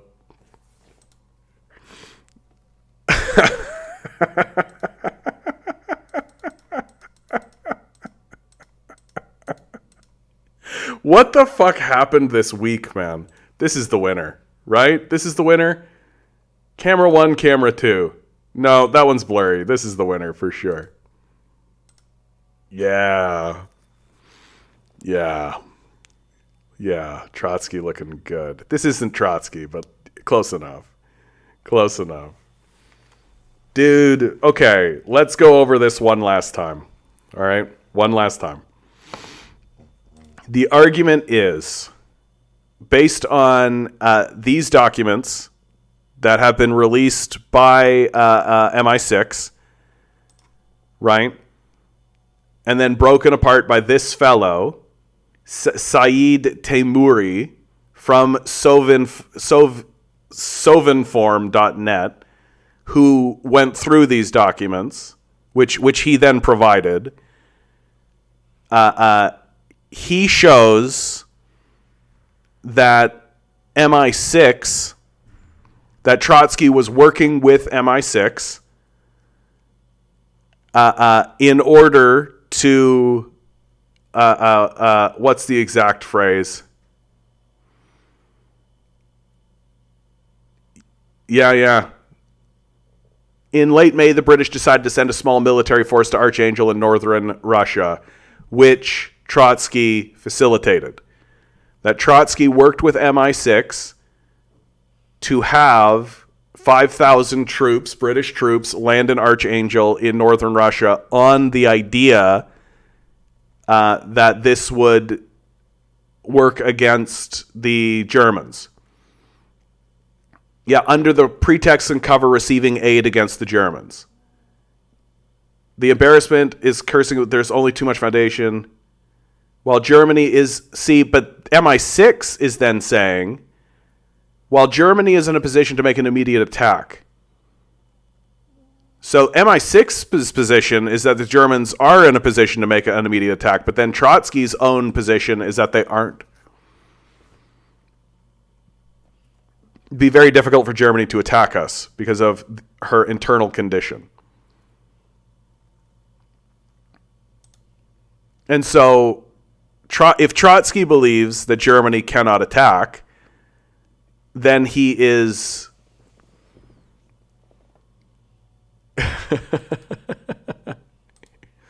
If Trotsky's position is that the Germans cannot attack, but he is using the pretext that Germany can attack in order to move in troops that then leads to an assassination attempt against Lenin, that's pretty credible, if you ask me. That's pretty credible. Like, that goes just a hair's breadth. That goes just a hair's breadth past shade throwing, right? Like, because what are the facts? The facts are that Trotsky was in discussion with MI6, not in itself a problem, frankly. Like, you do expect, like, Trotsky is having these sorts of conversations. Like, look at the amount of trust that exists between Lenin and Trotsky. Like, Trotsky is sending these kinds of messages to Lenin and then ostensibly Stalin. And so that Lenin and Stalin were analyzing this information being given to them by Trotsky, right? So this implies a great deal of trust being put into Trotsky by Lenin. And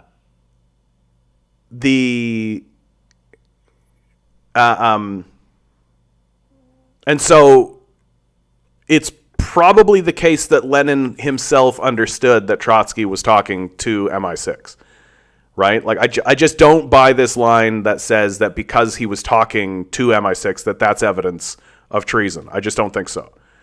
And that makes him an MI6 agent. That's not enough.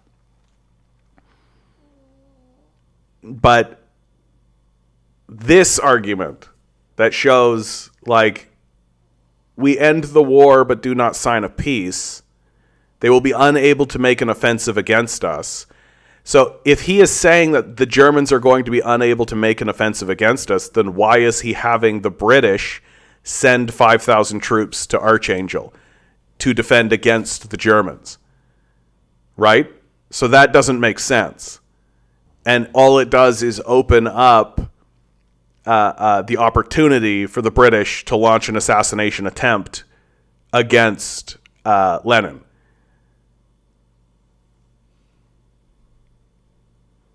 Credible. I think at the very least, it requires a Trotskyist to respond. That's what I think it does. I think that if you're a Trotskyist, if you're like a dyed-in-the-wool Trotsky defender, I think that you need to look at this and come up with a response. So you've done it. You've done it, Command Genius. Fedskyists confirmed.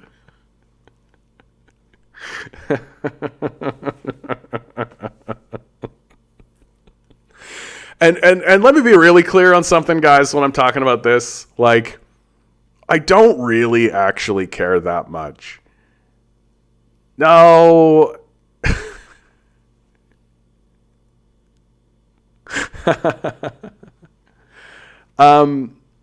But this is the reason why I don't care this much, Tinker. Like, this is the reason why I'm going to... And I was just about to get into this. I still do trust socialist action. All your contact is in RCMP TVs right now for your first meeting there. Yeah, but I don't believe that. Like, I just don't believe that. I don't think that they are that kind of an organization, nor do I think that they are, like, a man like Barry. I think if he was doing the thing that you were saying that he was doing, he'd probably just be in politics, right? Like, he'd probably just be in the Liberal Party, you know? Like, why even have this sort of revolutionary position or any of this kind of stuff? And I bet that he would have a defense against this kind of thing, right? So I don't think socialist action are feds. That's the thing, is that, like, that's the reason why I don't think this Trotsky v. Stalin and any of that kind of stuff is actually, like, as important as all that. Like, it's certainly not as important as this, right? Like, this is obviously important, right? So this is what we're doing to have a reprieve, to have a little bit of a break from that, is to delve into some communist history and try to find our feet and find out what we think about previous communist leaders and previous communist figures. I will say this about Trotsky, is that I find his idea of permanent revolution to be pretty convenient.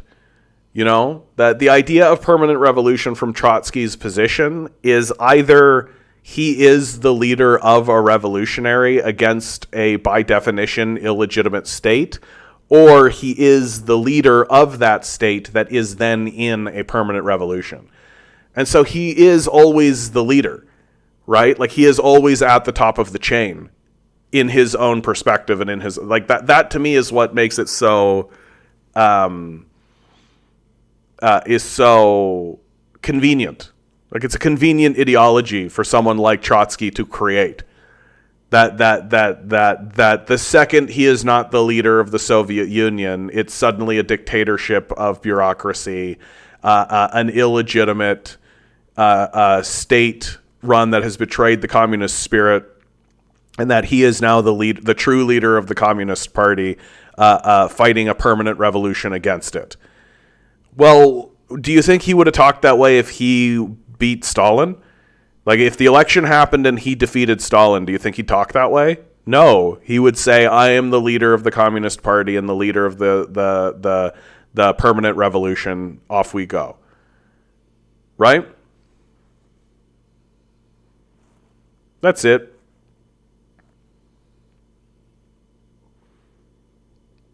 Yeah, we could duke it out later after fascism is defeated. And I mean, really, like, in terms of the Trotsky-Stalin debate, it is kind of just like, it's like an academic thing. It's just like how academic nerds will have arguments about, like, Julius Caesar and stuff. Like, it doesn't really matter as much as you think it does.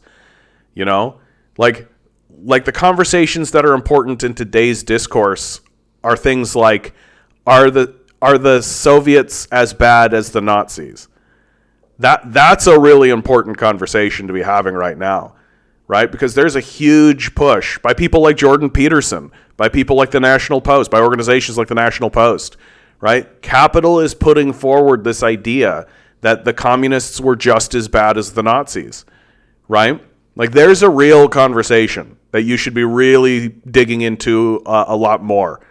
That if you have that energy and you have that desire and you're sitting there thinking to yourself, how can I get involved in the conversation of what's going on in the day?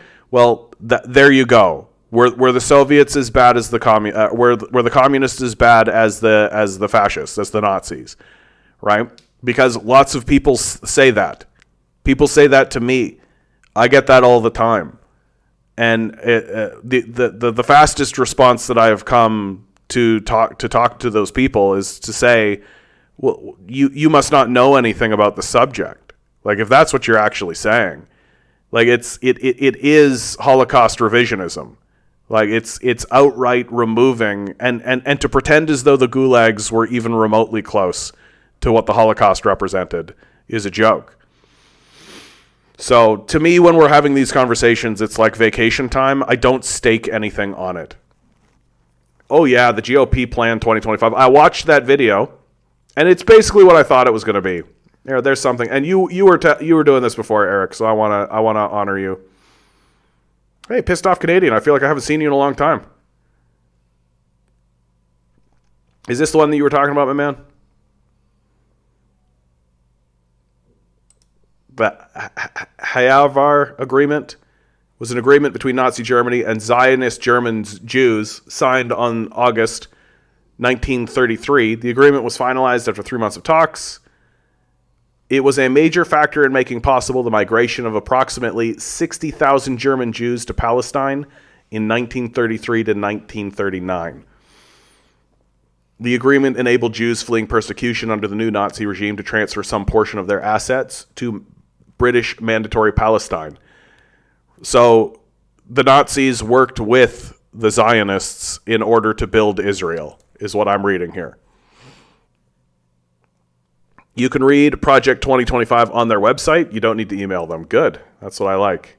Let's dig into that a little bit more. Into the project. I could just fucking search it up. It's fine. Project 2025.com. GoDaddy, definitely doing that wrong. Project 2025. What did I do wrong? Oh, it's .org. My mistake. Building now for a conservative victory through policy, personnel, and training. Did you post the PDF? My man, thank you, sir. You're being very helpful today, my man. Thank you. Appreciate it. Mandate for Leadership, the Conservative Promise. Project 2025.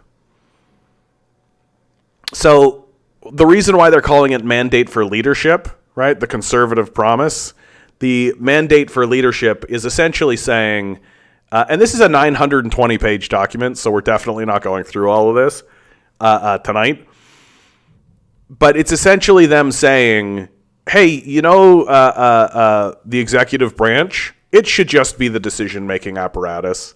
That instead of us worrying about the Congress or the Senate, we should just be able to elect the president and have the president make all of the decisions. And then, of course, the president is elected between two capitalist parties. Executive Office of the President of the United States. Section 2, the Common Defense.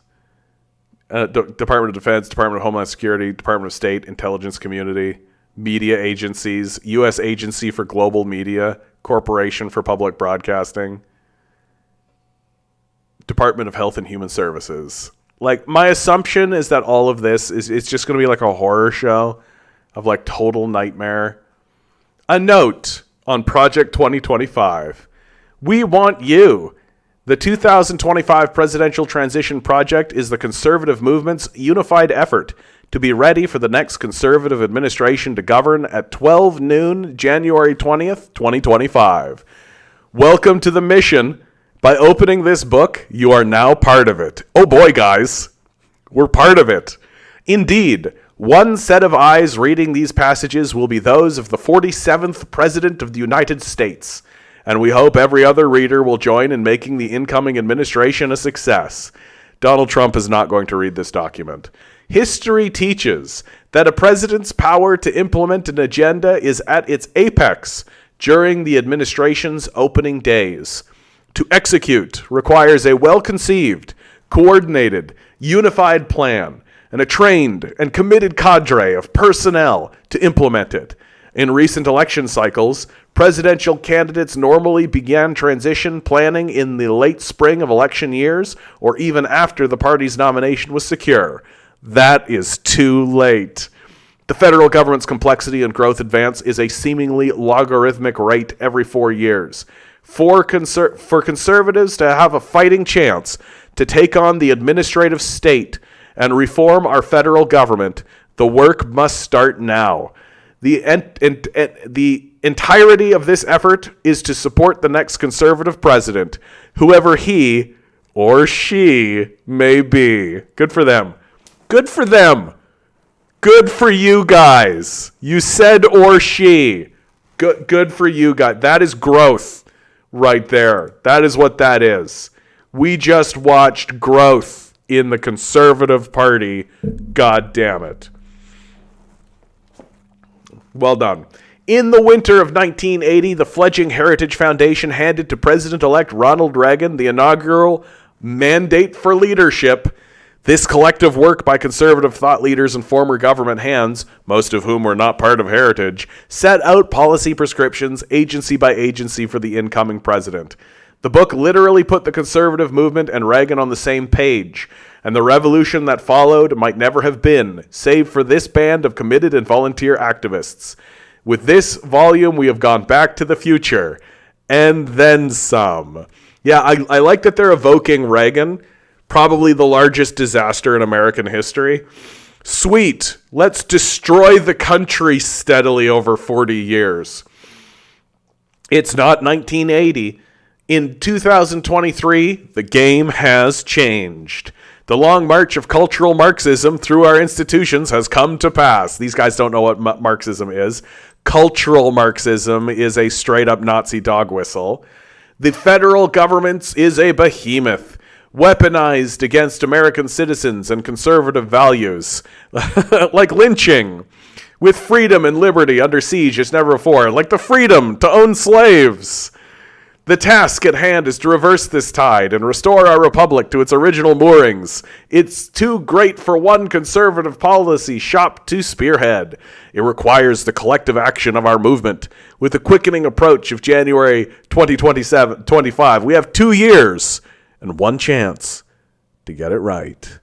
Dude, this is well written. This is like a movie script right here. Like, I feel like one with the quickening approach of January 2025, we have 2 years and one chance to get it right. Project 2025 is more than 50 and growing of the nation's leading conservative organizations joining forces to prepare and seize the day.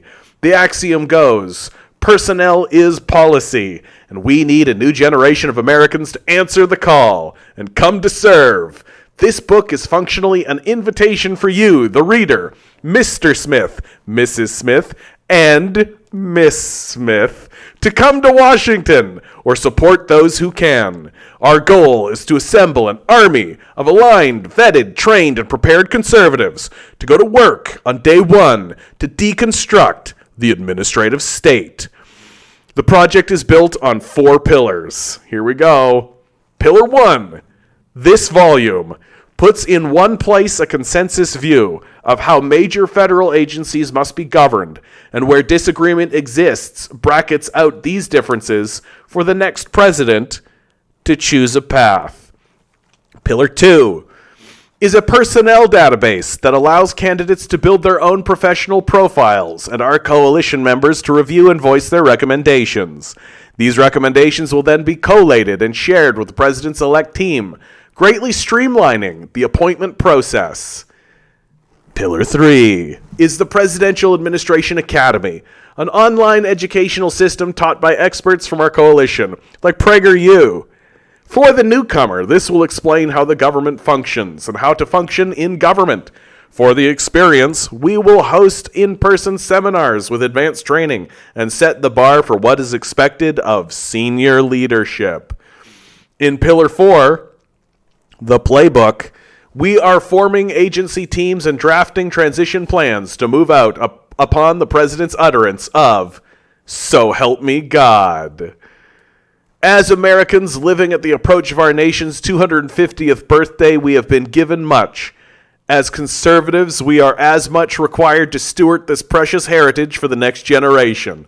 On behalf of our coalition partners, we thank you and invite you to come join with us at project2025.org. Paul Dans, Director, Project 2025. This is going to be a disaster. This whole thing is just going to be a total fucking disaster, right?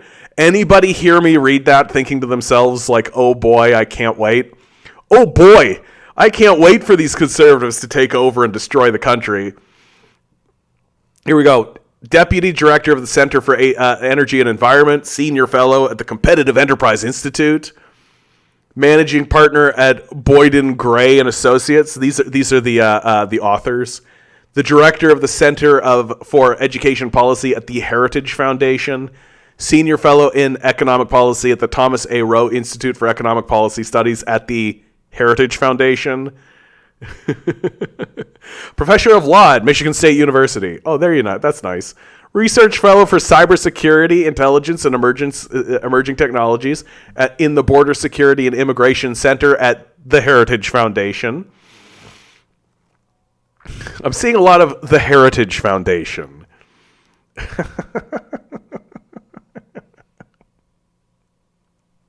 And I love it because it's like the director of cybersecurity and intelligence and emerging technology and intelligence level and like this whole laundry list at the Heritage Foundation. Okay, I get it. A lot of nerds. A lot of you nerds being like, yeah, here, the chief financial officer of the U.S. Department of Commerce in the Trump administration, right? So serious people being total fucking nerds. Like, this is the new Nazi party. Here we go. Sig Heil, let's go. I understand. Yeah.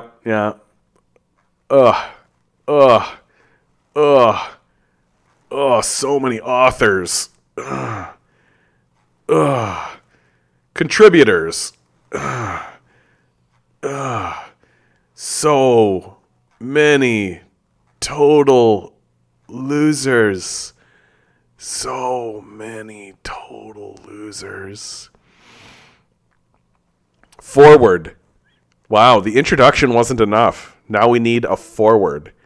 A promise to America. I feel like I'm going to end up reading this whole document. 44 years ago. Good start. Good start, Kevin D. Roberts, PhD. 44 years ago, the United States and the conservative movement were in dire straits. Both had been betrayed by the Washington establishment and were uncertain whom to trust. Straight up, we're starting with Reagan, right? Both were internally splintered and strategically adrift. We're still at that moment of acute vulnerability and division. We found ourselves besieged by existential adversaries, foreign and domestic. The late 70s were by any measure a historic low point for America and the political coalition dedicated to preserving its unique legacy of human flourishing and freedom. Yeah, people could own things, right? Everything was cheap. It was easy to get access to goods.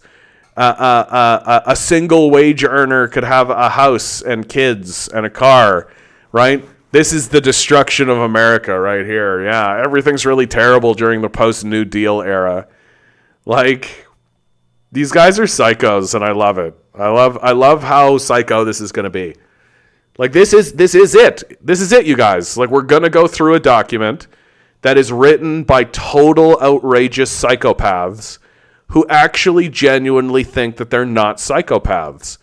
And we're going to see in like no uncertain terms, these guys are going to say some of the most psychotic shit you've ever seen in your life.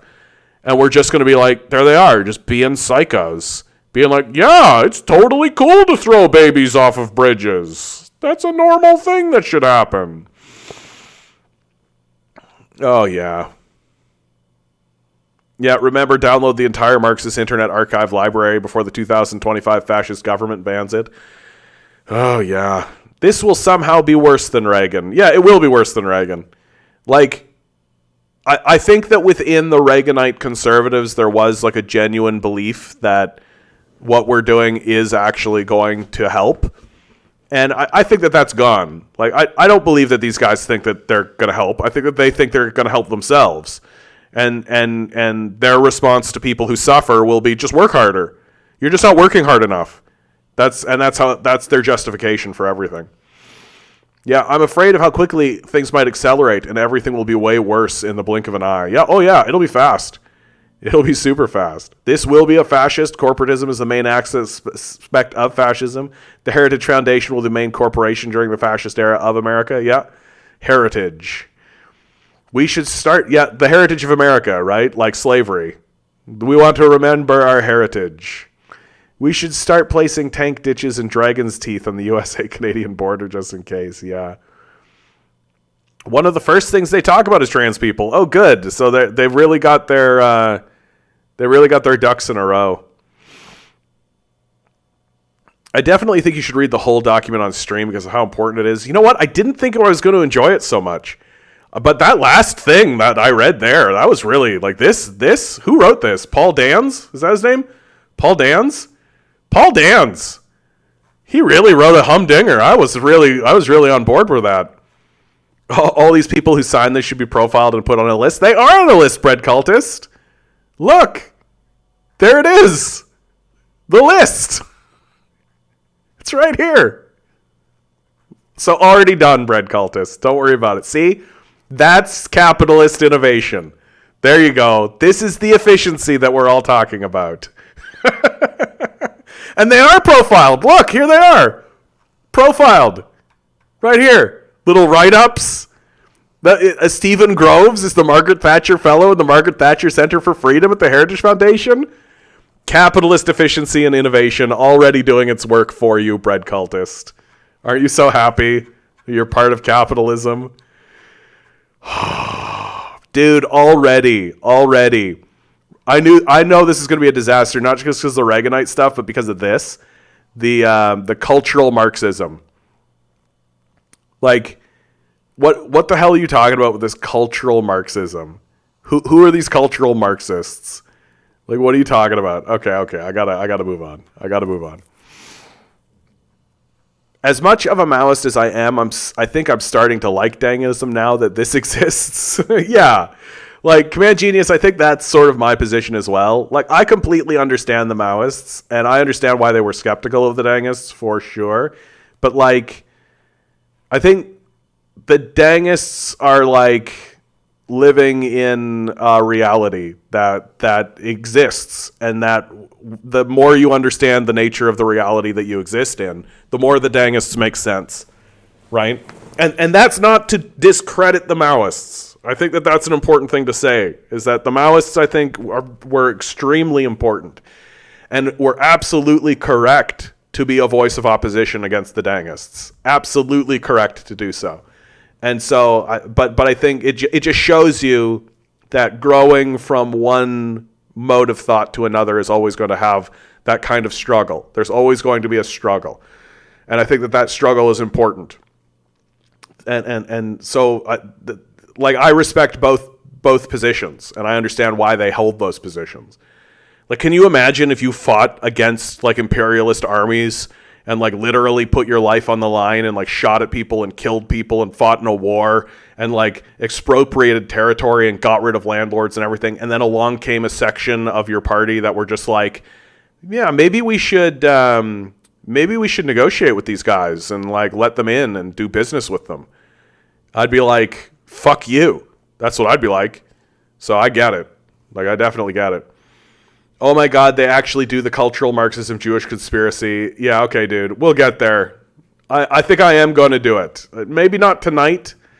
Maybe not tonight.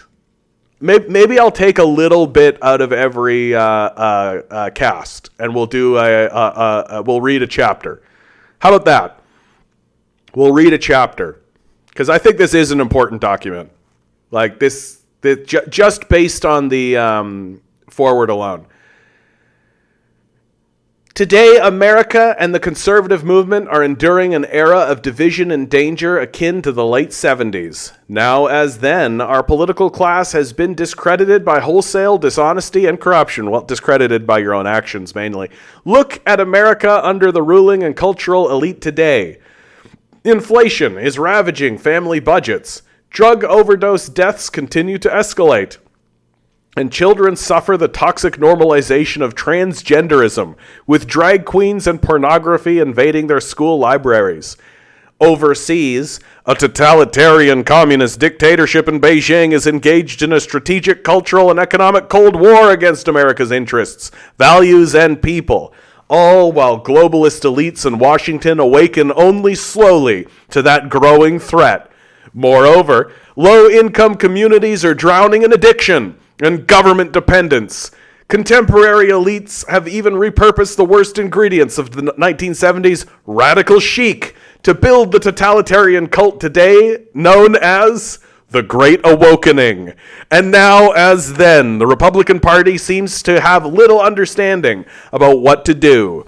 Most alarming of all, the very moral foundations of our society are in peril. Yet, students of history will note that notwithstanding all those challenges, the late 1970s proved to be the moment when the political right unified itself and the country and led the United States to historical, political, economic, and global victories. The Heritage Foundation is proud to have played a small but pivotal role in that story. It was in early 1979, amid stagflation, gas lines, and the Red Army's invasion of Afghanistan, the nadir of Jimmy Carter's days of malaise, that Heritage launched the Mandate for Leadership project. We brought together hundreds of conservative scholars and academics across the conservative movement. Together, this team created a 20-volume, 3,000-page governing handbook containing more than 2,000 conservative policies to reform the federal government and rescue the American people from Washington dysfunction. It was a promise from the conservative movement to the country, confident, specific, and clear. Mandate for Leadership was published in I gotta stop for 1 second. This is great to read. This is really, really, really, really great to read. Like it oozes with just the white machismo confidence that only like a detached white man can have, right? Like just like confident, specific, clear. Mandate for Leadership was published in January 1981, the same month Ronald Reagan was sworn into his presidency. By the end of that year, more than 60% of its recommendations had become policy, and Reagan was on his way to ending stagflation, reviving American confidence and prosperity, and winning the Cold War. The bad news today is that our political establishment and cultural elite have once again driven America toward decline. The good news is that we know the way out, even though the challenges today are not what they were in the 1970s. Conservatives should be confident that we can rescue our kids, reclaim our culture, revive our economy, and defeat the anti-American left, at home and abroad. We did it before, and we'll do it again. As Ronald Reagan put it, freedom is a fragile thing, and it's never more than one generation away from extinction. It's not ours by way of inheritance. It must be fought for and defended constantly by each generation. This is the duty history has put before us, and the standard by which our generation of conservatives will be judged. And we should not want it any other way. The legacy of Mandate for Leadership, and indeed of the entire Reagan Revolution, is that if conservatives want to save the country, we need a bold and courageous plan. This book is the first step in that plan. The Conservative Promise. This volume, The Conservative Promise, is the opening salvo of the 2025 Presidential Transition Project, launched by the Heritage Foundation and our many partners in April 2022. Its 30 chapters lay out hundreds of clear and concrete policy recommendations for White House offices, cabinet departments, Congress and agencies, commissions, and boards. Just as important as the scope of the Conservative Promise's recommendations is the breadth of its authorship. This book is the product of more than 400 scholars and policy experts from across the conservative movement and around the country. Contributors include former elected officials, world-renowned economists, and veterans from 4 presidential administrations. This is an agenda prepared by and for conservatives who will be ready on day one of the next administration to save our country from the brink of disaster. The Heritage Foundation is once again facilitating this work. But as our dozens of partners and hundreds of authors will attest, this book is the work of the entire conservative movement. As such, the authors express consensus recommendations already forged, especially along 4 broad fronts that will decide America's future. 1. Restore the family as the centerpiece of American life and protect our children. 2. Dismantle the administrative state and return self-governance to the American people. 3. Defend our nation's sovereignty, borders, and bounty against global threats. 4. Secure our God-given individual rights to live freely, what our Constitution calls the blessings of liberty. This is great. 1. Restore the family as the centerpiece of American life and protect our children. Kill the gays. Right? Kill the gays. Number 1, kill the gays. Get rid of these trans people. Straight white households, please. Heteronormativity. Number 1. 2.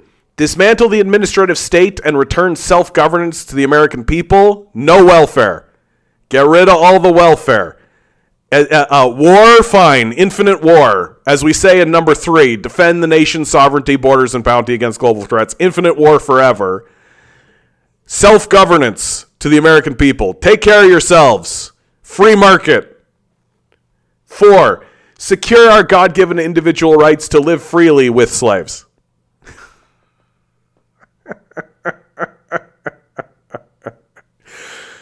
What makes these 4 pieces of the Conservative Promise so valuable to the next president is that they cut through superficial distractions and focus on the moral and foundational challenges America faces in this moment of history.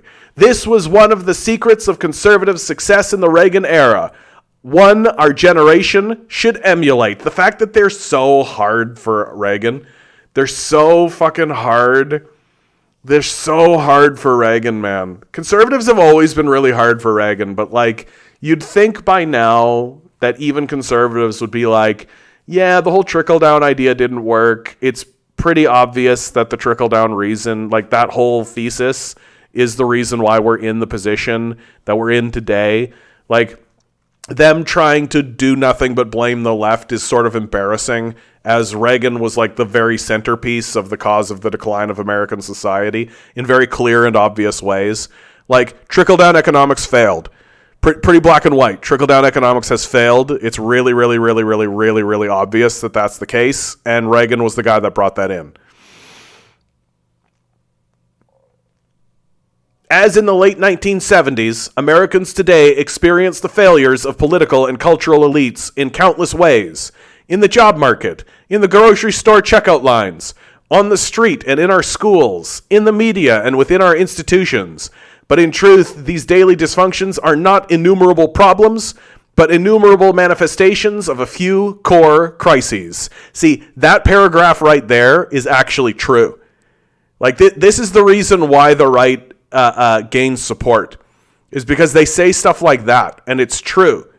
It's completely true.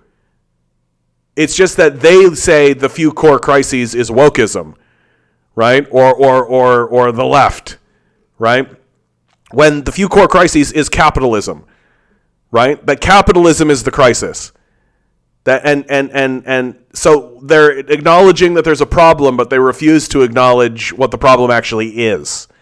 Because the problem is actually benefiting them personally, which is why they're conservatives. And so they've got to find another reason, right? They've got to find another reason. So what do they do? Scapegoat gay people and trans people. That's what they do.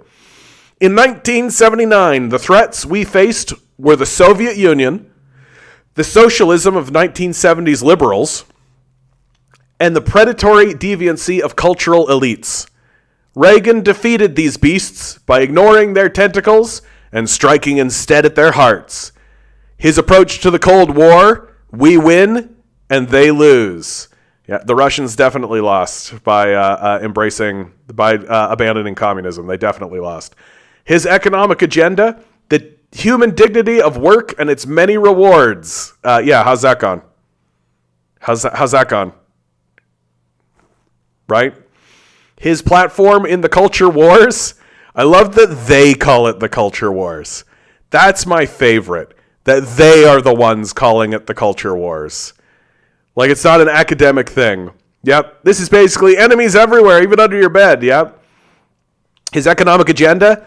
The platform in the culture wars. The community of values embodied in these words: family, work, neighborhood, peace, and freedom. Like, family, heteronormative families; work for capitalists; neighborhood, white neighborhoods; peace and freedom from black people. This book and Project 2025 as a whole will arm the next conservative president with the same kind of strategic clarity, but for a new age. Dude, and then they go into it. Holy shit, this is a document. This is like a whole thing. It's like a whole fucking thing. Is this all still number one? Okay, no, it isn't. But still, this is a lot. This is a lot. This is a lot. It's a lot. This is going to be great. This is going to be great. Bro. I got 20 minutes left in the stream. Yeah, as someone whose family lived under Mussolini, this book is very fascist. Hey, Command Genius. As someone whose family did not live under Mussolini, this book is very fascist.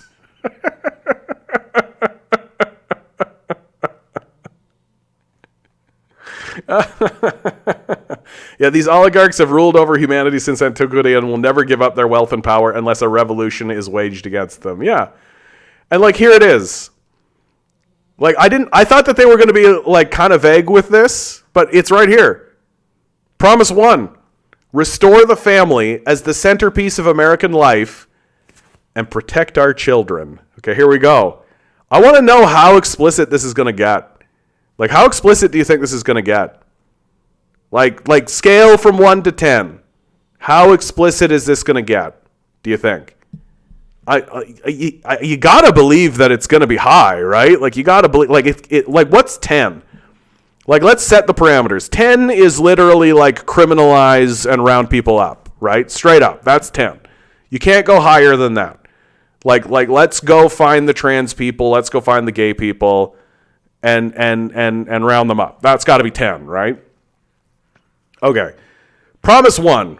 The next conservative president must get to work pursuing the true priority of politics, the well-being of the American family. Like, it sounds so nice, right? It sounds so nice, right? And it does sound nice, right? The well-being of the American family, right? Like, yeah, okay. But do they define what they mean by American family? Like, what does that mean?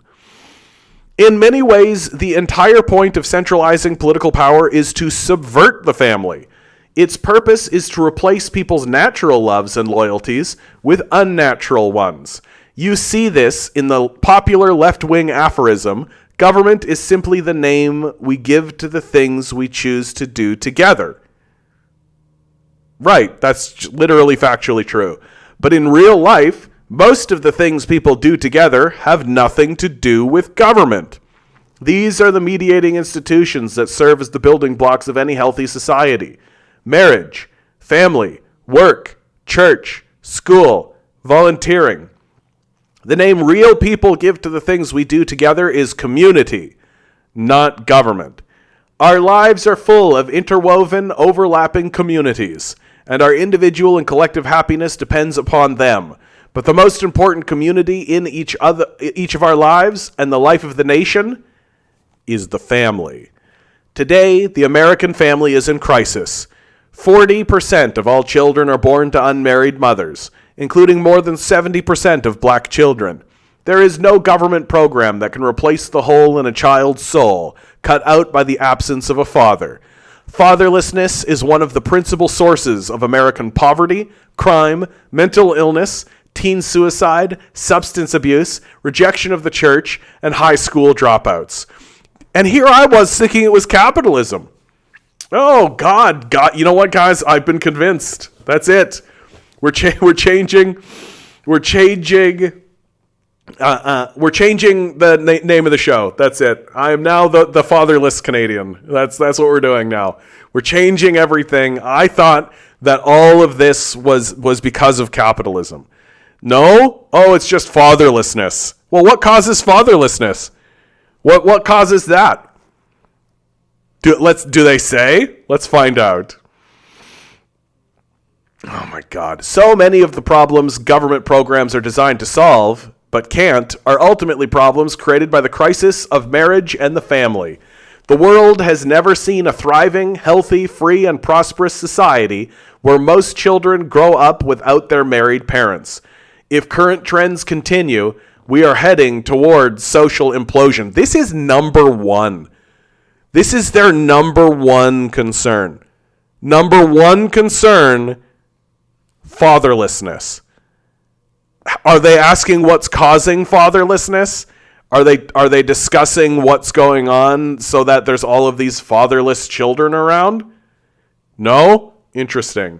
Furthermore, the next conservative president must understand that using government alone to respond to symptoms of the family crisis is a dead end. It's all just demonizing government, eh? Federal power must instead be wielded to reverse the crisis and rescue America's kids from familial breakdown. The conservative promise includes dozens of specific policies to accomplish this existential task. Some are obvious and long-standing goals, like eliminating marriage penalties in federal welfare programs and the tax code, and installing work requirements for food stamps.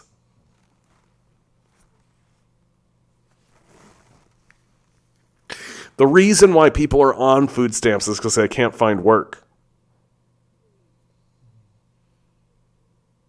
Like, you're basically creating a catch-22. Here's food stamps that you have to work for, but you only need food stamps if you don't have any work. Like,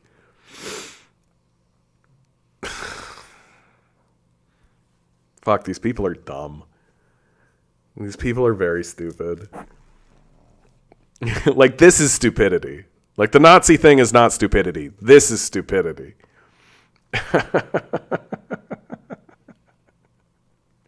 But we must go further. Fantastic.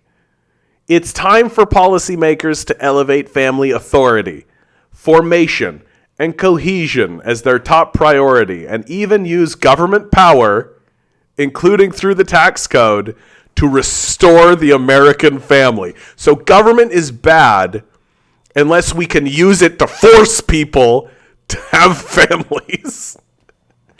Today, the left is threatening the tax-exempt status of churches and charities that reject woke progressivism. They will soon turn to Christian schools and clubs with the same totalitarian intent. Yeah, how dare we expect billion-dollar institutions to pay taxes? Like, how dare we actually expect people to participate in society in a meaningful way, right? The next conservative president must make the institutions of America, civil society, hard targets for woke culture warriors.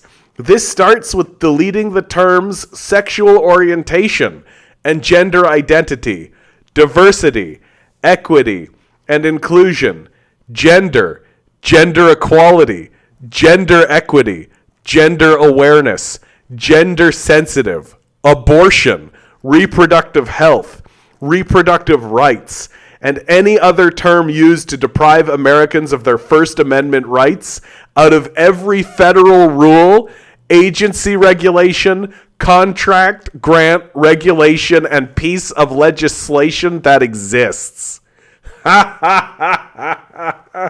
These guys are psychos. These guys are psychopaths. Like, these guys are crazy, man. Like, that's fucking crazy.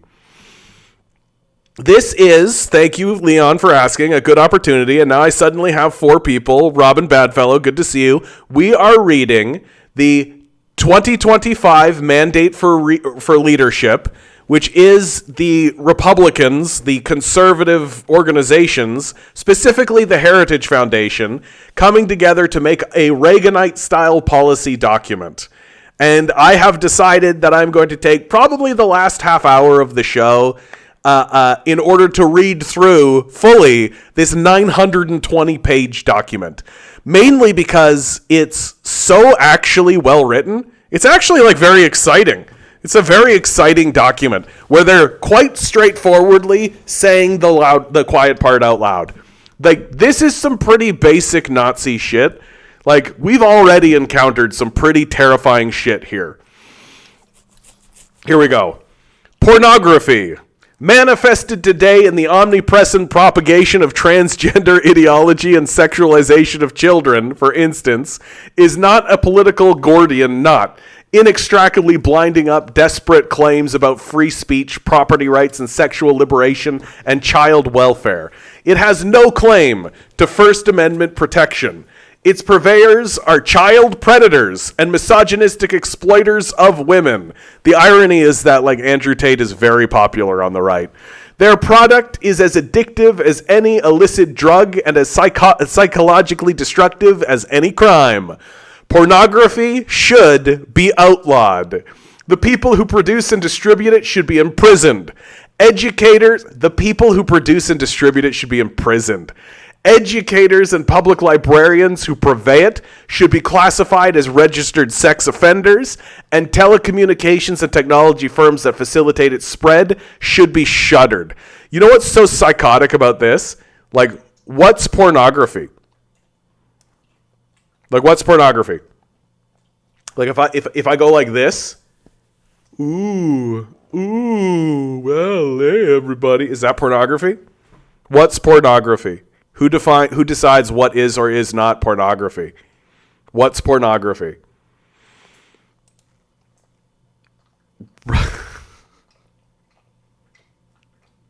And do you really want it to be this guys that are making that decision?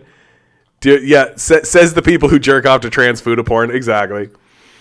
In our schools, the question of parental authority over their children's education is a simple one. Sorry, and I also got to go back, right? I got to go back. Government is super bad, and the government is the problem, and the government should not get involved in people's day-to-day affairs, and we should have a free market of ideas that makes it happen. But if you show a pair of boobs, we should put you in jail.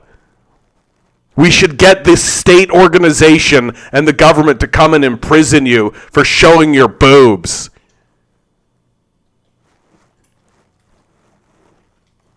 Like, these people are fucking dumb fascists. Like, it's so stupid. In our schools, the question of parental authority over their children's education is a simple one. Schools serve parents, not the other way around. That is, of course, the best argument for universal school choice, a goal all conservatives and conservative presidents must pursue. But even before we achieve that long-term goal, parents' rights as their children's primary educators should be non-negotiable in American schools. States, cities, and counties, school boards, union bosses, principals, and teachers who disagree should be immediately cut off from federal funds. The government is bad, and we shouldn't use the government for anything. We should not politicize. Yeah, should we ban the Bible because there's porn in it? Good point, Eric. Good point. Well done. Yeah, Song of Solomon, it's like right there. It's straight up porn right in the Bible. The noxious tenets of critical race theory and gender ideology should be excised from curricula in every public school in the country. These theories poison our children, who are being taught on the one hand to affirm that the color of their skin fundamentally determines their identity and even their moral status, while on the other they are taught to deny the very creatureliness that inheres in being human and consists in accepting the givenness of our nature as men or women. Allowing parents or physicians to reassign the sex of a minor is child abuse and must end. For public institutions to use taxpayer dollars to declare the superiority or inferiority of certain races, sexes, and religions is a violation of the Constitution and civil rights law and cannot be tolerated by any government anywhere in the country. But the pro-family promise expressed in this book and central to the next conservative president's agenda must go much further than the traditional narrow definition of family issues. Every threat to family stability must be confronted. This resolve should color each of our policies. Consider our approach to big tech. The worst of these companies prey on children, like drug dealers, to get them addicted to their mobile apps. Many Silicon Valley executives famously don't let their own kids have smartphones. They nevertheless make billions of dollars addicting other people's children to theirs. TikTok, Instagram, Facebook, Twitter, and other social media platforms are specifically designed to create the digital dependencies that fuel mental illness and anxiety, to fray children's bonds with their parents and siblings. Federal policy cannot allow this industrial-scale child abuse to continue. So it's all marketplace of ideas until the results of the market, eh? Like until the results of the market actually happen, right? Then it's all free market, let the free hand, invisible hand. But the second you don't like it, then it's government intervention, right? We can't let the government continue intervening except in the times where we want the government to intervene. Finally, this is finally of point number 1. Conservatives should greatly celebrate the greatest pro-family win in a generation, overturning Roe v. Wade, a decision that for 5 decades made a mockery of our Constitution and facilitated the deaths of tens of millions of unborn children. But the Dobbs decision is just the beginning. Conservatives in the states and in Washington, including in the next conservative administration, should push as hard as possible to protect the unborn in every jurisdiction in America. In particular, the next conservative president should work with Congress to enact the more robust protections for the unborn that Congress will support while deploying existing federal powers to protect innocent life and vigorously complying with statutory bans on the federal funding of abortion. Conservatives should ardently pursue these pro-life and pro-family policies while recognizing the many women who find themselves in immensely difficult and often tragic situations and the heroism of every choice to become a mother. Alternative options to abortion, especially adoption, should receive federal and state support. So government is bad unless we like it.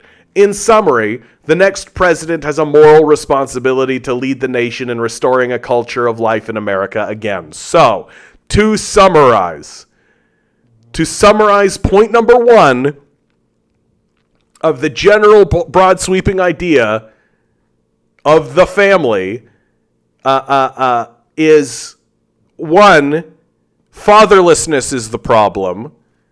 2, we should defund schools that teach about gay people. 3, people who show their boobs should go to jail. 4, letting women have autonomy of their own bodies is bad. We must secure the existence of our supply of Epstein Island children. More Epstein Island children. So, fatherlessness is bad, but forcing women to give birth to fatherless children is good. Got it. Good start.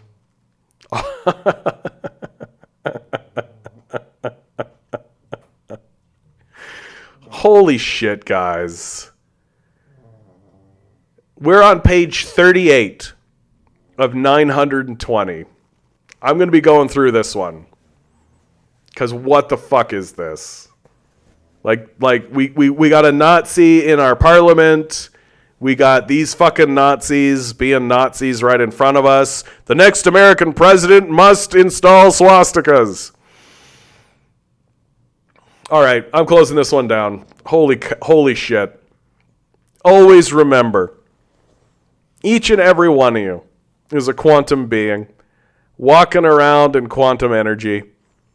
These billionaires are spending hundreds of billions of dollars in the hopes you'll never realize it. You'll just stay the good little commodity they need you to be. Rebel. Revolt. Repent. Good luck. We're going to need